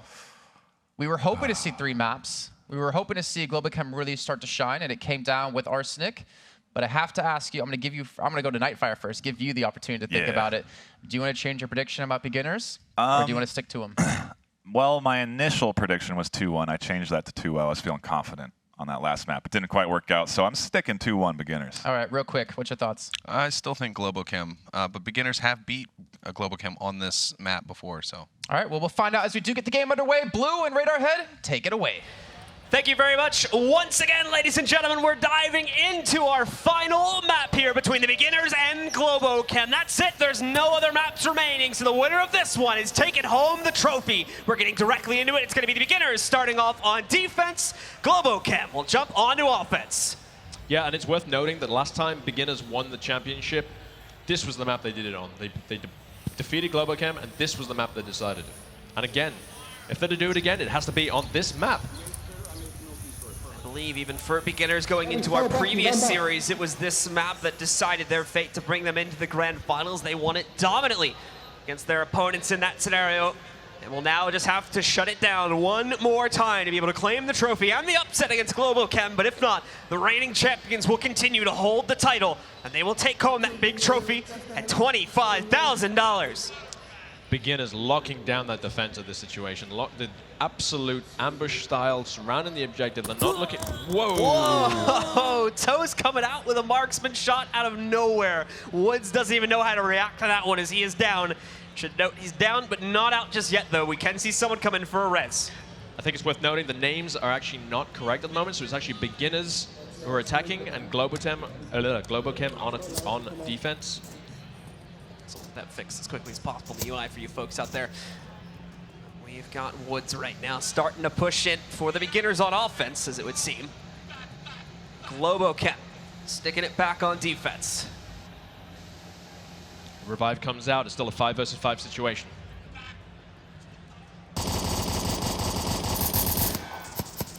Got ourselves still in an even scenario. And as a reminder, once again, with Downfall, it's a very, very open map. And you can probably already tell just by looking at that minimap, there's not a whole lot of coverage to work with here. Look at the speed he reloaded that then. Such practice excellence. I imagine they've got quite a bit of rehearsal of that at this point. Oh, yeah. 12 to 20 hours a week of gameplay, if not more, for some of our more dedicated players as well. Oh, I can guarantee you every single person on each of these teams has done that for the last month at least. No idea where it's coming from. But it's looking like beginners on offense here are going to start to maybe move out from this building soon. There's basically a big cross they have to worry about here in the north, and they're right at the threshold of where that cross begins. They've got a good spread, though. They've got a player in the middle, Killinger taking out Auto. Again, Killinger showing how good he is at this game. His practice is paying off, and there's a reason why he's a captain of this team. Very much so, and we'll be able to strike the first true kill coming in on this round, as we do see the defending team losing one of their 5 right and early in the round here. More so about just under halfway through it. But regardless, we do end up having Globo Chem, or beginners, excuse me, move in for the swarm on the uplink, and Globo Chem on defense, remaining stalwart in their current positions, just having a complete surrounding of the point. It should be noted, though, there's not a lot of players playing together right now, so capabilities for trades are going to be a bit diminished because they've taken up so many different positions across the map here. I've just realized there was a substitution by Globo Chem for this map. They swapped out Thunderpilot for Raphael. Oh, really? Yep. Smoils picking up Arsenic. Brought him back in, and Smoils once again continuing to show his strength here as well, as it is the beginners pushing ahead early on, bringing this down to a 5v3. Smoils' most recent kill is a direct frag. No chance at a revive to come in from that one. Now, it's worth noting this objective is one of the easier ones to hold on this map, in my opinion. However, 2 defenders down, this is not what you expect to see, especially on this objective. Usually, the kills come out in the final minute as the approach on the objective happens. It's not happening. Beginners are picking them off at range before they even get close. Beginners have what they need now to start to make a push towards the uplink as well. When that possibility starts to rear its ugly head, at least it's ugly for Globo Chem at this point, but with them losing so many players at the start and this being such a big map, it does open up that possibility if we can see someone from the beginners sneak in towards the uplink.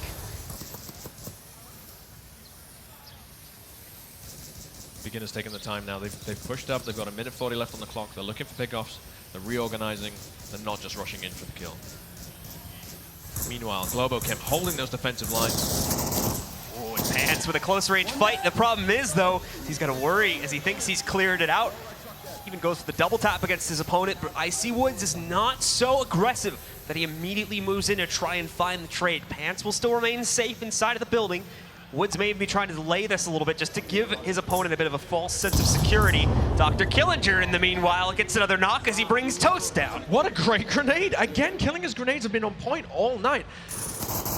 Oh, and there we go. There's Woods jumping into the fight. In fact, not even getting Pants inside his realize as well. Getting Raphael, who I think might have been moving to join Pants or get close to him. So all of a sudden, Pants has to worry about Icy Woods as well. The objective is wide open. There's only one defender left up. They need to not kill him. They need to go for the objective. But Woods doesn't know it. He takes the kill, and it's Globo Chem losing at the defense on the most defendable objective on this map. It's unbelievable. And they did it with 4 players still alive. We should mention again, it does say that Globo Chem won, but because the teams were flipped, it's actually Beginners' roster that takes control of that one. So they're going to start this third and final map out with a 1-0 advantage. Wow, I mean, that psychologically, that's going to hit Globo Chem hard. This is the map they should be holding. This objective is the objective they should be holding. And a massive upset coming from Beginners just there, taking it off them and taking them off them convincingly. And as well, let's talk about Beginners winning a round on offense finally, right? Right. So after not being able to pull it off for 4 or 5, 3 or 4 times in a row back on our previous map, they immediately win the first round on the third and final map. You know, if I was a betting man, I would have lost them a lot of money just then, because I would have been like, oh, okay, so this objective, this objective, this objective, this objective, this, they could have taken on this one, this one, this one. But if there was any objective, I would say the Beginners wouldn't be able to take, it would have been that objective, which they just took, just ridiculously, losing only 1 man. Woods there in a perfect situation. He didn't rush up for Pants, took out Raf. Pants was forced to come around. Woods takes him out as well. Even better, he's got a complete lock on Pants. So if Pants gets aggressive and has to change positions at any point, he should have that man dead to rights, basically. So has complete control of that situation. Given the amount of time that was left in the round at that point, too, had no problems at all, just sitting back and waiting for his opponent to make the next move there. I have to think, though, there was a little bit of lack of communication, or they didn't realize how many players they took down, because ultimately, they didn't realize that there was only 1 defender left and that the objective was wide open. Had they realized the objective was wide open, they easily would have just held a line, left Pants there, flanked round, and gone for an easy cap.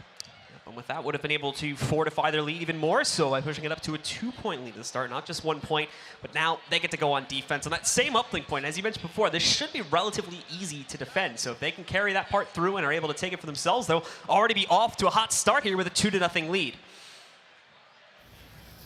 Go on the highest hill you can find. All right, round 2, the final map, map 3 for 25,000 for the trophy. Beginners on defense, Globo Chem on attack. Let's see if they can turn that attack into a victory the same way the Beginners were able to do so successfully just now. So in we're going to go, folks. Yep. Just to reiterate, Beginners are 1-0. The UI is not correct at the moment. I've tested it before. See if Globo Chem can make it 1-1. Really interesting defensive setups from Beginners. Again, they do defensive setups that no one else does. There's no other team that I know of that puts 2 players on that position so effectively. And you will see them rock in an ambush-style defense. They're not looking for the pickoffs. They're looking to allow the enemy into their positions, and then they're going to pick them off when it's too late for them. They're going to allow them into their lair and then just crush them when they get there. And well, that's the plan, at least. We should mention as well, guys, that the UI is now correct. It's been fixed, so Beginners at 1-0 is correct. So heading further into this round, we will be seeing the Beginners actually have a pretty strong hold just around the uplink itself, kind of similar to that star formation we had from Globo Chem on the last round.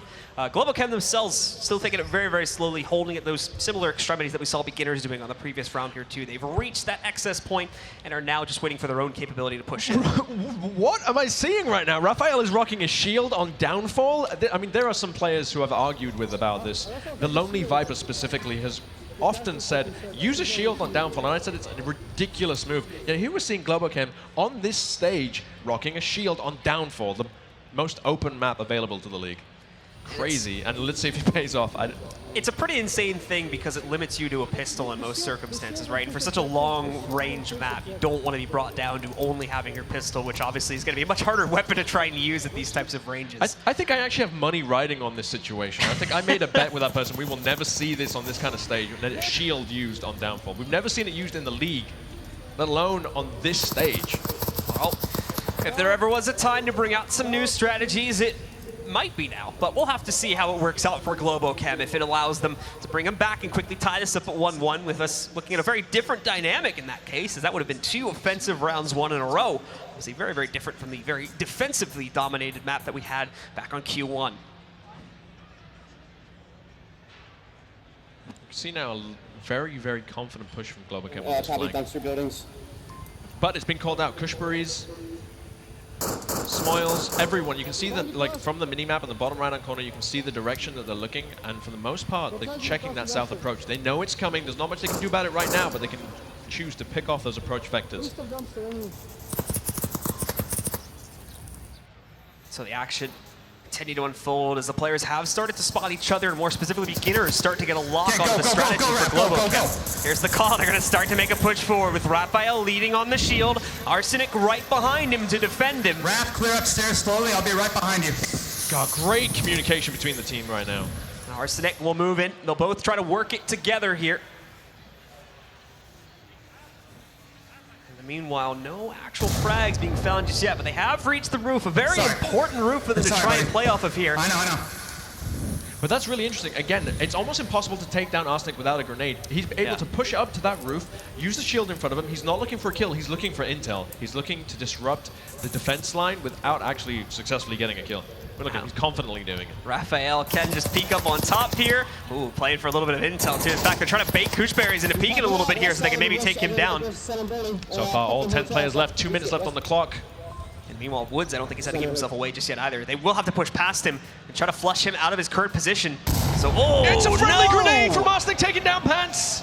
Arsenic throwing the nade just a little bit short of the distance he would like, but Kushberry is in a troubled position here too, as we can see him get knocked out by it. Woods will move outside of the house, get the double tap against Pants and finish him off. That was a smoke grenade that landed in there just to disrupt that defense line. It was not an aggressive grenade. It was there just to literally limit that point of view. Must have been the player that threw it didn't have another option really at that situation. But regardless, Raphael's now moved forward. Dr. Killinger in the meantime though has picked up another frag against Toast this time.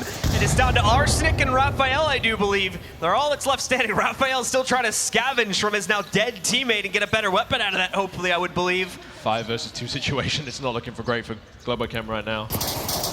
Woods having no problems at all. Will peek out into that, and he's got plenty of ammo to unload into Raphael. There gets the double tap to finish him off. Arsenic's all that's standing here for Globo Chem, and unfortunately he doesn't stand much of a chance. Woods makes the last push. Arsenic will hold the line there, but he's still got a long way to go here. It's only the start of the comeback, and there's now less than a minute left to go on the clock. But he realizes he's the last man remaining. He knows how much time is left on the clock. He knows what's at stake. He knows he's taken down one player, and that's all he knows. He doesn't realize that there's still 4 remaining.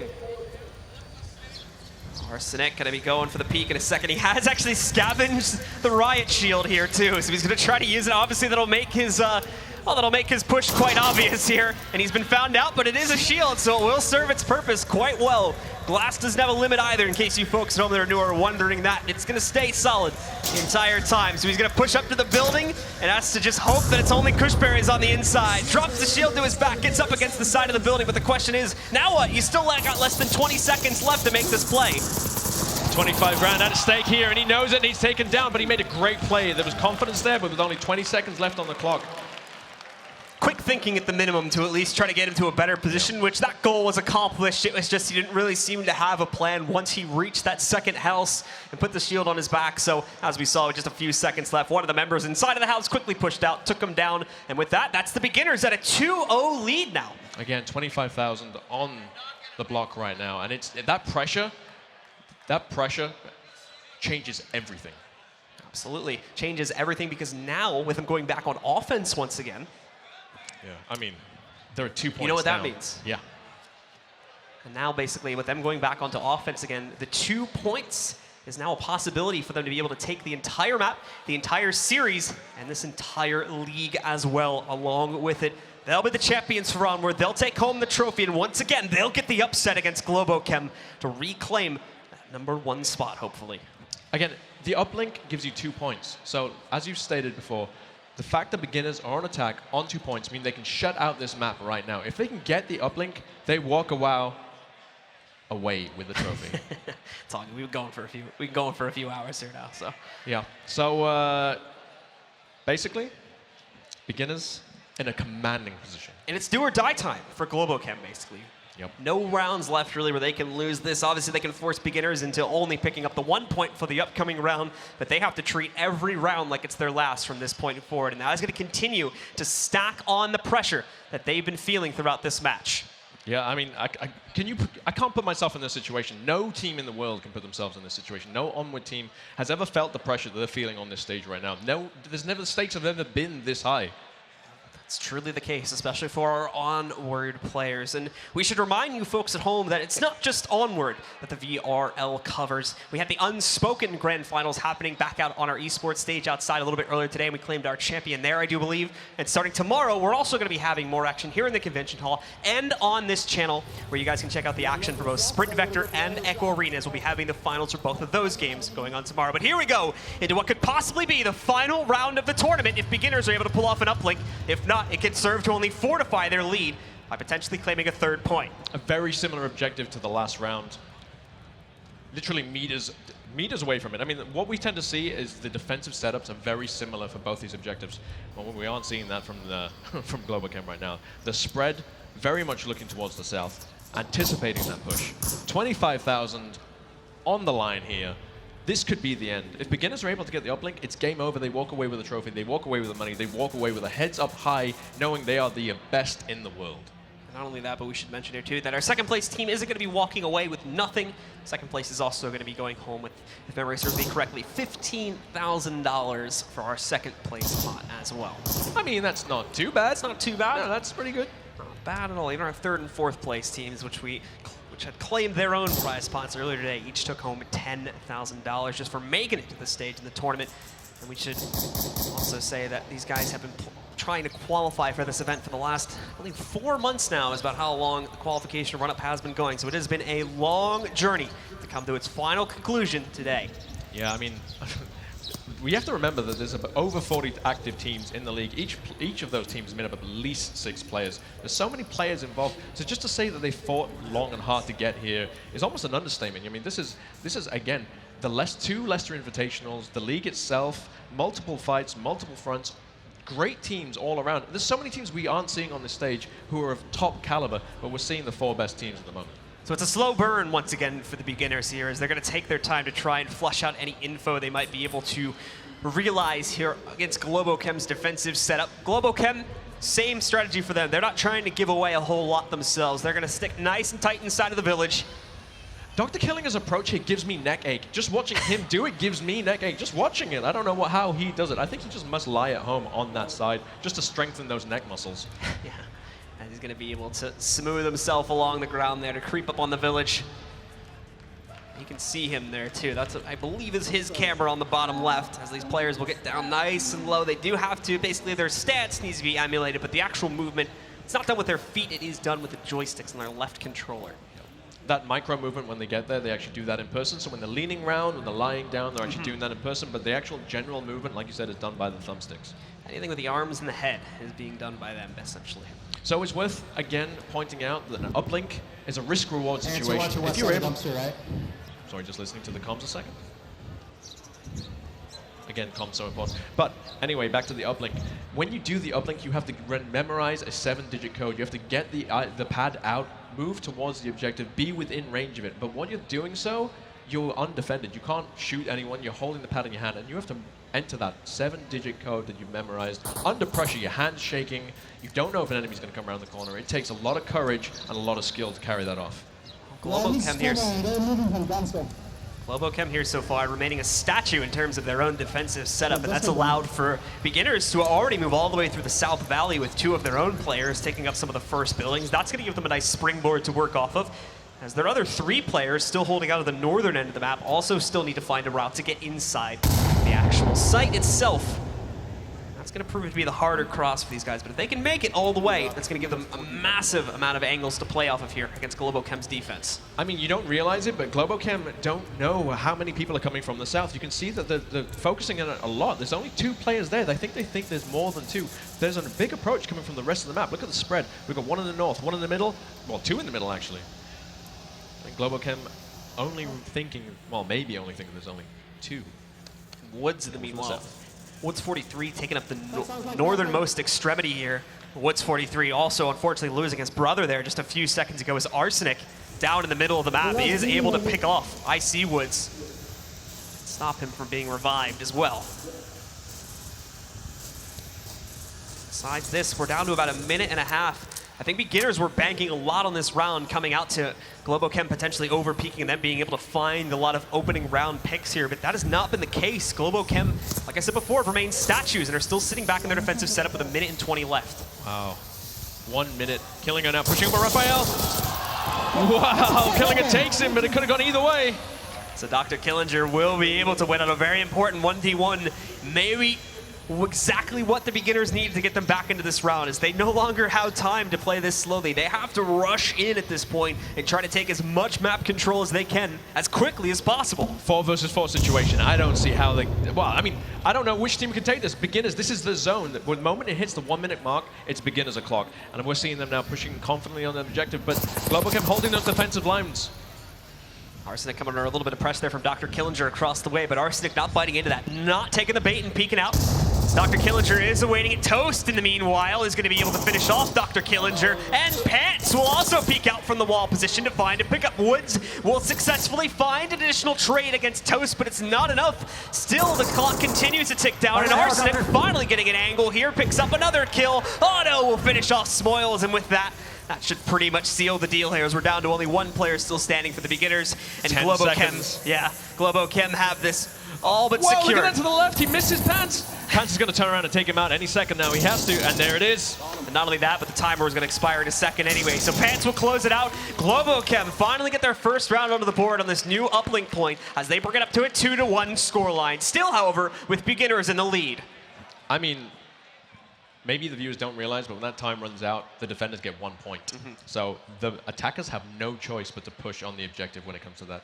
And the problem with beginners' approach is that they like to leave things to the last minute, maybe the last 2 minutes, but famously the last minute, which leaves them very, very, very little room to play with, if anything goes wrong, as it did in this situation. And that's what we saw, like I said before. I want to believe the beginners were kind of sitting back and waiting for Globo Chem to maybe get a bit more aggressive, as they had certainly done in the first round at minimum. We saw quite a few players lost because of that, but it didn't happen nearly as much this time. Globo Chem stayed incredibly passive, forced beginners to make the play as the clock eventually ran down under that minute. And as we saw, when they were forced to rush, plenty of mistakes were made by them, and that made it easy for Globo Chem to shut out the round.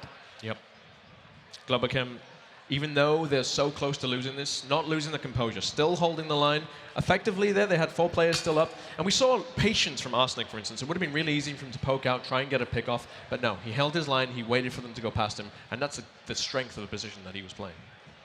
So once more, folks, we're in that transition period right now in between the rounds where our players are sent back to the tent. They have a drawing board that mainly the team captain, but of course other teammates can use as well to draw on to come up with their strategy for the upcoming round. Because lines of communication are not always available while in the round itself, it's important to get the strategy straight before the round starts, and because of that, players are given 2 minutes in order to come up and clarify the strategy with their teams before they are thrown back into the arena.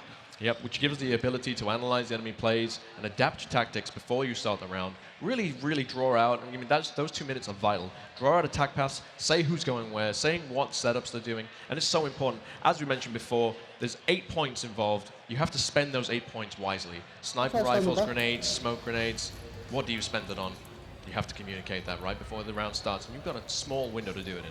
All right, guys, well, here we go.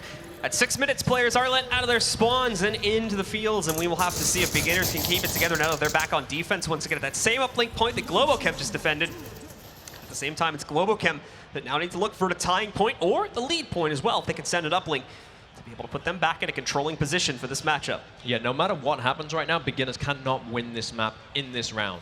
They can only get maximum 1 point, whereas Globo Chem could walk away with 2 points, which would put them on a commanding lead and on the advantage of defense. Think, boys, think. Use your... So to start it out, it's going to be Globo Chem swinging up way over towards the north here.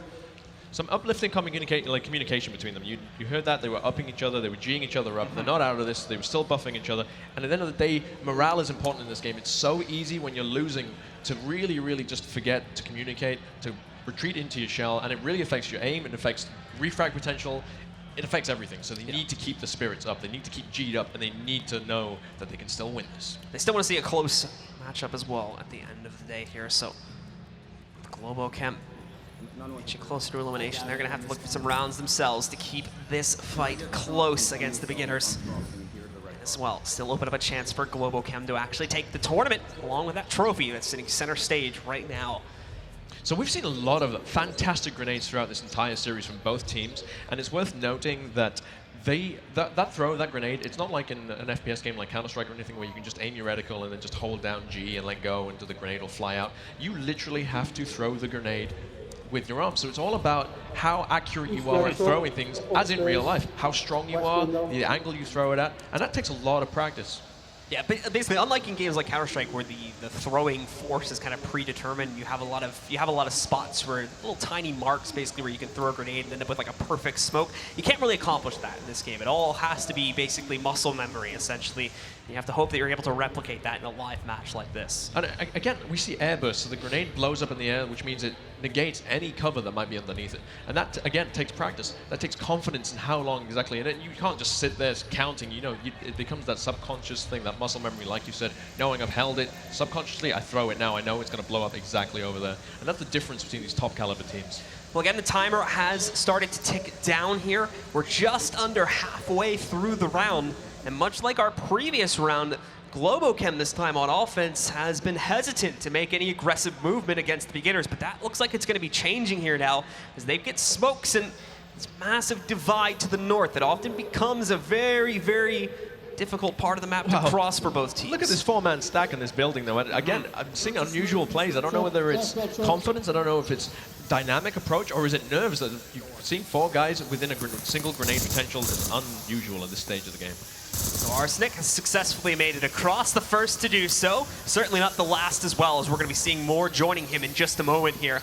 He's already got more of his teammates starting to run to the outside and cross the way to start putting some pressure on both Kushberries and Smoils, who hold position inside of this house. The beginners know the attack's coming from the direction. Every single one of the beginners players is looking to the north right now. There's not a single Globo Chem rotating from the south, so beginners could hold this. Another nade going to be chucked out here. I believe that'll just be another supporting smoke for them to try and work off of.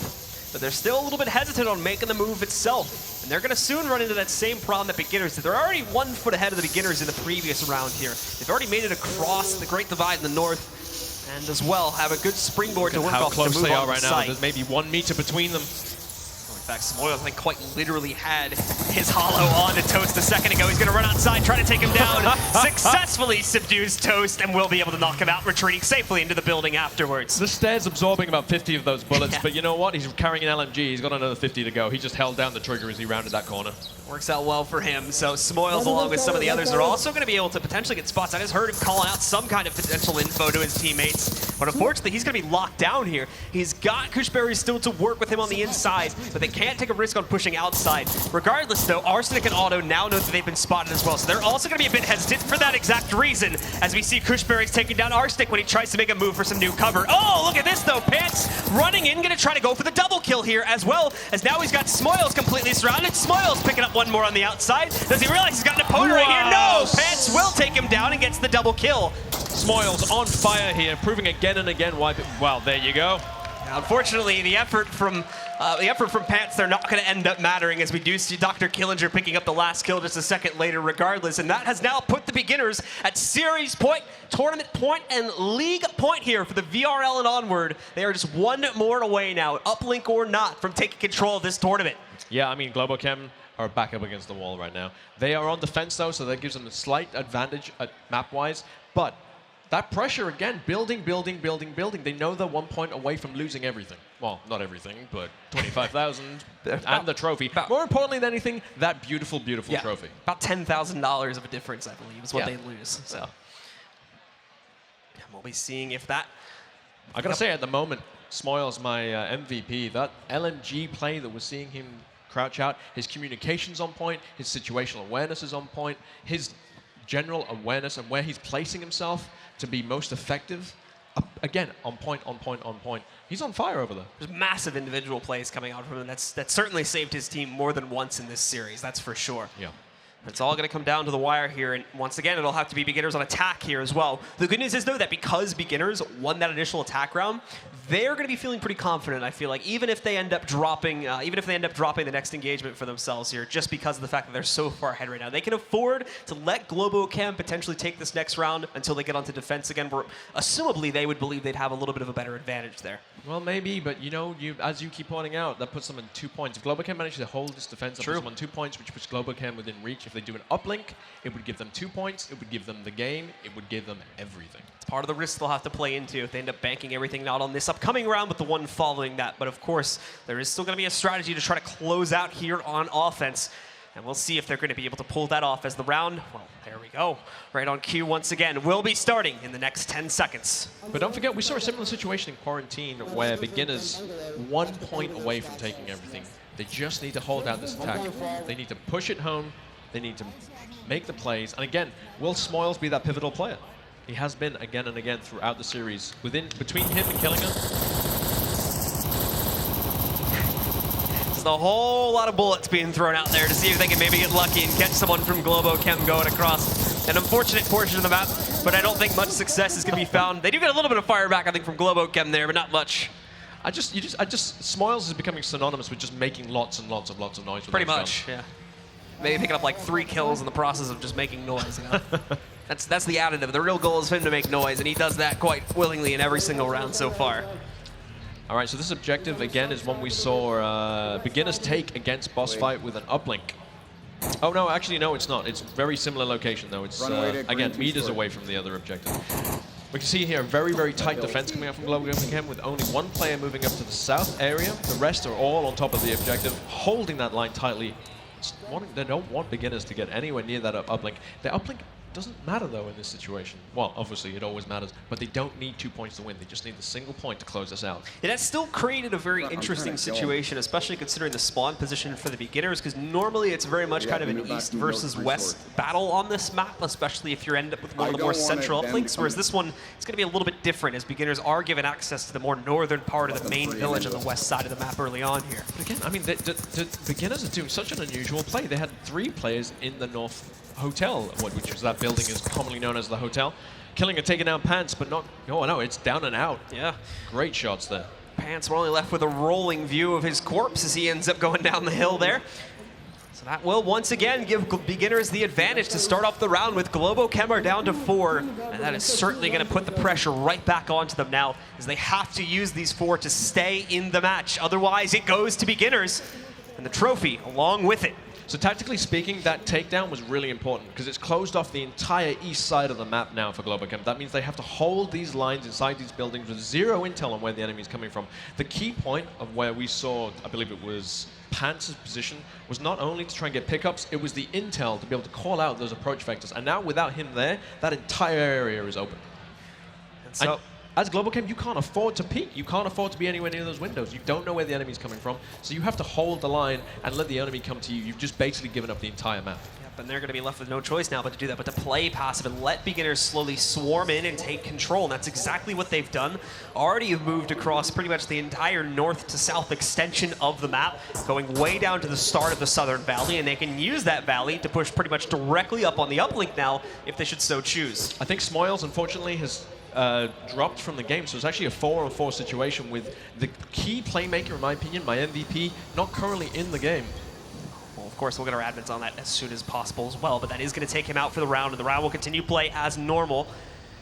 Now an even fight for both teams again, unfortunately, because we have lost that player. But beginners have pulled back disadvantaged situations before, and we're going to have to see if they can pull it off once again, even though it's still even technically. So they're not in hot water just yet here to try and close out on this round. Look at these picks. Cushberry's just looking for any angle he can find it through any of those doorways. So important. Patience, patience, patience. Just waiting for a pick. Globo Chem, in such a situation, they're going to be tempted to try and pick off the enemy approach, but it might backfire against them, especially since, as we can see, Cushberry's is locked in on those doorways and windows. And as I was talking about before, beginners, we expect them to swarm to the southern valley now that they've taken control of that portion of the map, and they're going to do exactly that with 2 players moving in. Cushberry's will continue to hold the top part of the valley. Right here, this little cleft that leads in towards the village, just to try and see if he can spot get any players on Globo Chem peeking him from the window, just to transfer that intel over to his teammates, so that when the advanced team gets through the valley, they can obviously try to swarm those positions as quickly as possible. great transition from beginners right now. They put themselves in a really commanding position to attack that objective from the south. Smoke's going out. They don't know if anyone's in White House, but they aren't taking it for granted. They're going to sweep and clear, no doubt, before they try and push on the objective. Woods and Dr. Killinger about to rush over the hill here and start to make a push in a second. The problem, though, is going to become the same issue that they had 2 rounds back, where they are losing too much time and are going to be forced into a situation that they may not be ready for if they don't get their players in position in time. There's only about 1 minute and 15 seconds left as well. The first trade just now coming in from Globo Chem, as Arsenic was able to knock out Kushberry. He's not fully dead just yet, but he is in a relatively extended position, so it's going to be difficult to get him back up. Especially with 1 minute on the clock. I mean, you just don't have time to fall back and get that player up with only 3 people left, with only 1 minute left on the clock, knowing there's still 4 enemies up, knowing the objective is so close. You just can't afford it. You can't afford to fall back. So now under 1 minute here for the beginners, and they are just going to start to directly push into the open here. It's Icy Woods leading the charge for the beginners as they creep closer and closer. Raphael, along with his teammate upstairs, have not noticed this just yet, and Toast, because this has gotten into the building. Oh, look at this! They're shutting it down. Arsenic does find a trade, but it's only served to even us back out. Uploading. Toast He's making uploading. a move. Is the code going to go in? They could win it on the code here right now. Icy Woods doesn't get it. is knocked out, but there's still 2 standing for the beginners on the south side. Globo Chem, it's the same thing for them, but the beginners have to move in now. There's only 20 seconds left. Unbelievable. They didn't stop that counterattack. It was open. They could have stopped it, but it didn't come out. And now we see a situation where Woods is down to his pistol.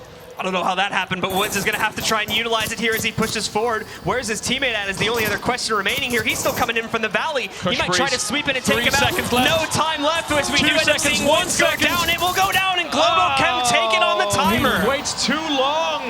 Oof, and with that, that'll bring Globo Chem up to 2. Their capability to win the map has now been activated through an uplink, even though they still trail by 1 point. At the same time, though, this is also going to send the beginners on a defense, but they've had quite the rapid amount of success on this map so far. My heart actually stopped for a second there. I thought it was over. Kushberry was sweeping in. He could have picked up both players if he had a few more seconds left on the clock. That uplink almost went out. If they were able to shut down that defensive reaction from Globo Chem, again, all they had to do was stop Raf's circle around, and they weren't able to do so, which stopped the uplink. I bet he was maybe 1 button press away from winning 25,000 then. Had to have been just a few numbers away, but let's take a look at the replay of that very chaotic end to the round. Very exciting indeed as well here, with beginners left with no time at all to play into it. One of their players forced to push it, nearly is able to send an uplink there.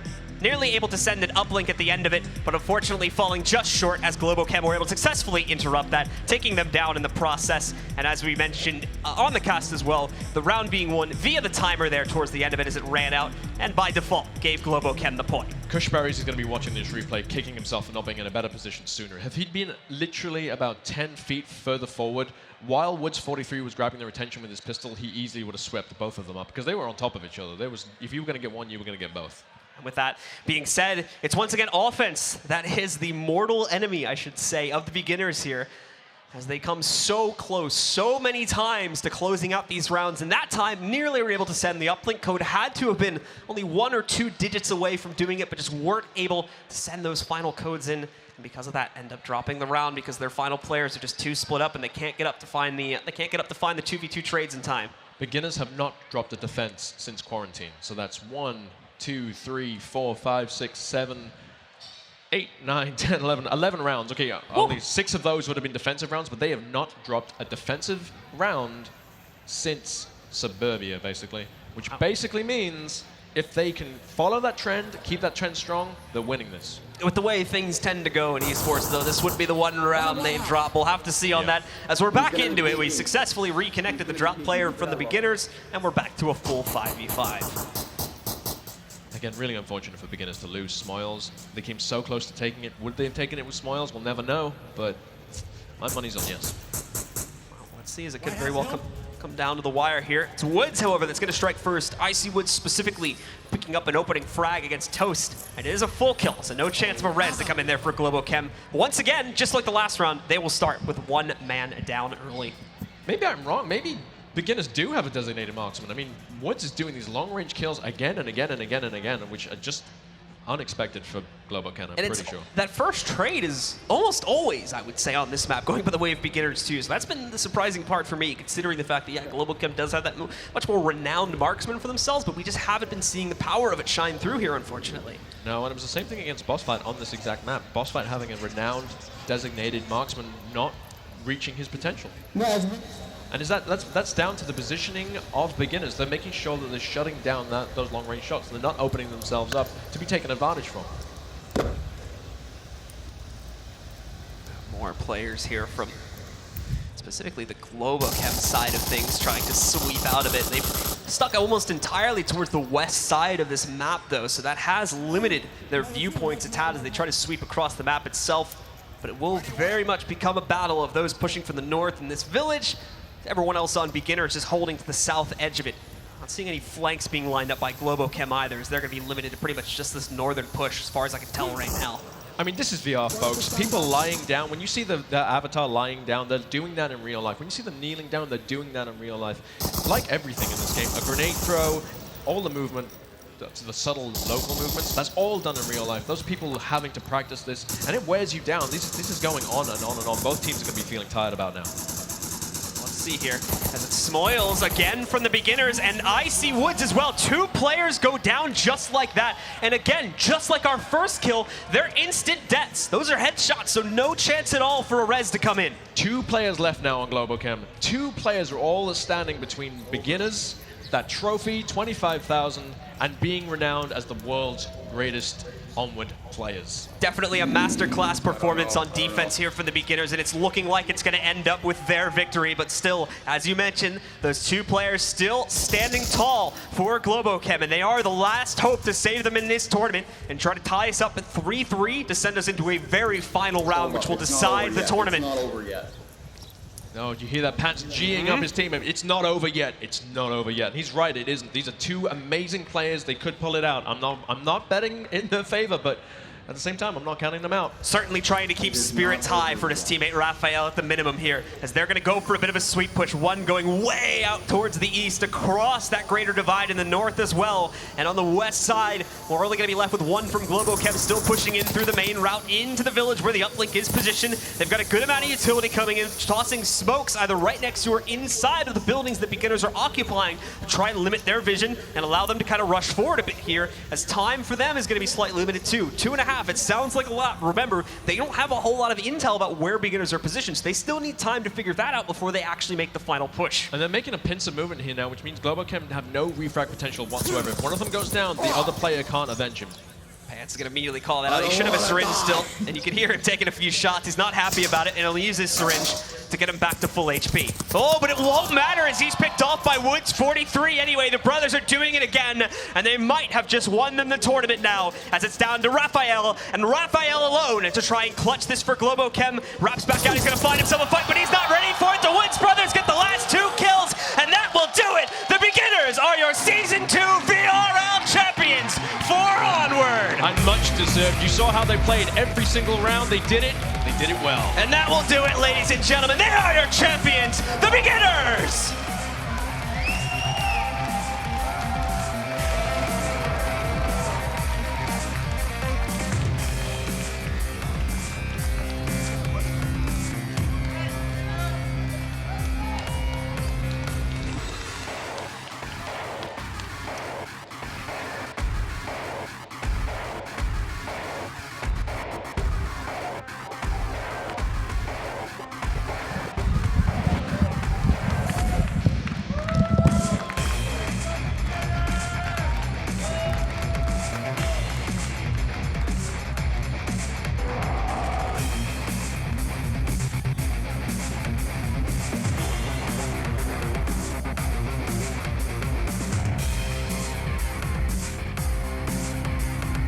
Oh my gosh. Dr. Killinger, talk me through that. You went into this one, we can arguably say, as a little bit the underdogs, as much as that could have been. You took the first one, everybody was excited, let them back in the second one, and then went all the way down and gave everybody here, everybody watching at home a show. Tell us how that was. It was incredibly exhausting. I can just go to sleep now. Just drop. It was an incredible game, as always with Globo Chem. An incredible team, and they played very well. So it was one of the best games we've ever played. It was absolutely a pleasure to watch, and as the guy said, there were several times that everybody here was silent. Their hearts were in their throat. You were down, they were close, but they came back. How did you keep your belief? How did you keep the team believing that they could do this? We have a lot of experience. We built up that strength to come back and to hold our own through over a very long time. Well, the strength is a perfect moment, guys. I'm not going to stop you here because I know everybody is so excited about this. I know, Woods, from the start you were smiling. Guys, there's something standing right there. I think it's time for you guys to all go. Step forward. Ladies and gentlemen, I'd like you to make some noise for your VR League champions. It is Beginners!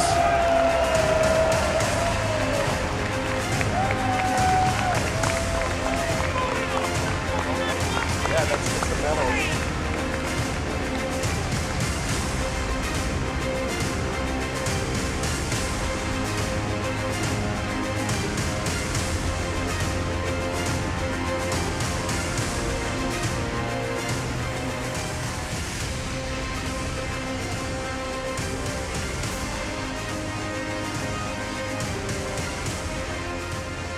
I swear, Beginners are going to have to rebrand over to be calling themselves experts as they take that victory there against the top dog over the course of the entire season. We got Dante down there from Downpour. We got Chris, Paula, and Nate from Oculus all presenting them medals for their outstanding victory in the 3 maps we did have happen. You know, so many great individual plays, so many great team plays, but Sleepy, individual plays is where it really shined for both teams. Yeah, absolutely. And some of our predictions were accurate, but a few of them were not. A few key players weren't making the plays that they would normally be making, or they got taken in early picks. But yeah, I think some of our play calls for who to watch definitely turned out to be correct. I believe I predicted this one, if I may. If I'm not mistaken, into the second map you said that we would have Beginners win 2-0. My faith was always in Beginners, though. Oh, here we go. It never wavered. I actually thought they were going to take that one 2-0. Now they're 2-1, so... That's fine. If you want to backtrack, that's your own prerogative. But we do have a little bit of time to kind of break down the map, just to kind of obviously talk through what did happen. We did see one play that was really insane. Raphael brought out the Riot Shield to this map and played it in a position to gather information.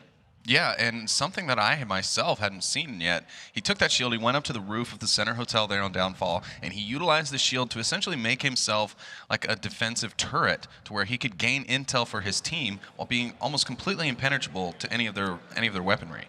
Yeah, I mean, that shield strategy ultimately doesn't pay off for him, though. You know, Beginners did deny that. Some really good shots on those shields, too. You look for the feet, you look for the arms, you get those picks, and I mean, Beginners really proving they're a dominating force that everybody has to be ready to play against. And obviously, we want to give some credit to Globo Chem as well, because the way they played, knowing that Beginners like to play super passive and super slow, on that final map, we saw them when they were playing defense just literally sit inside buildings and wait. They didn't try to give Beginners an opportunity to pick up an early kill.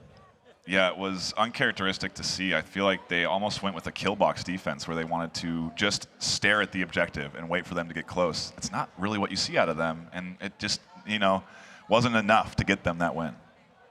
Yeah, I agree. They played it really, really tight, where a lot of times we'll see them push a little bit more, send 1 or 2 people out on some type of flank to come around behind the enemy. We got to see that in Quarantine 1, where Pants took a western flank and came around behind the enemy towards the end and ended up helping to clinch that round. But we didn't see anything like that on Downfall, and I feel like that could have hurt their chances a little bit. For sure. All right, well, guys, we are pretty much heading towards the end of the show here, but I want to give you both a quick chance to obviously get some shout-outs and any final thoughts before we do head off. Well, I'd like to shout out to the Onward community that came out to OC5 here this weekend.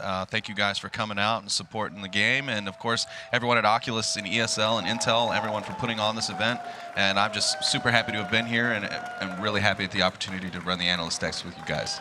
Yeah, I'm just thrilled that I was brought out for an opportunity to see these spectacular games. I mean, the whole event nearly brought tears to my eyes, so I'm happy I was able to watch such fantastic series, and now I get to hang out with all my friends. Very true. We get to have some fun tonight. I think drinks are going to be on Beginners as they take home the $25,000.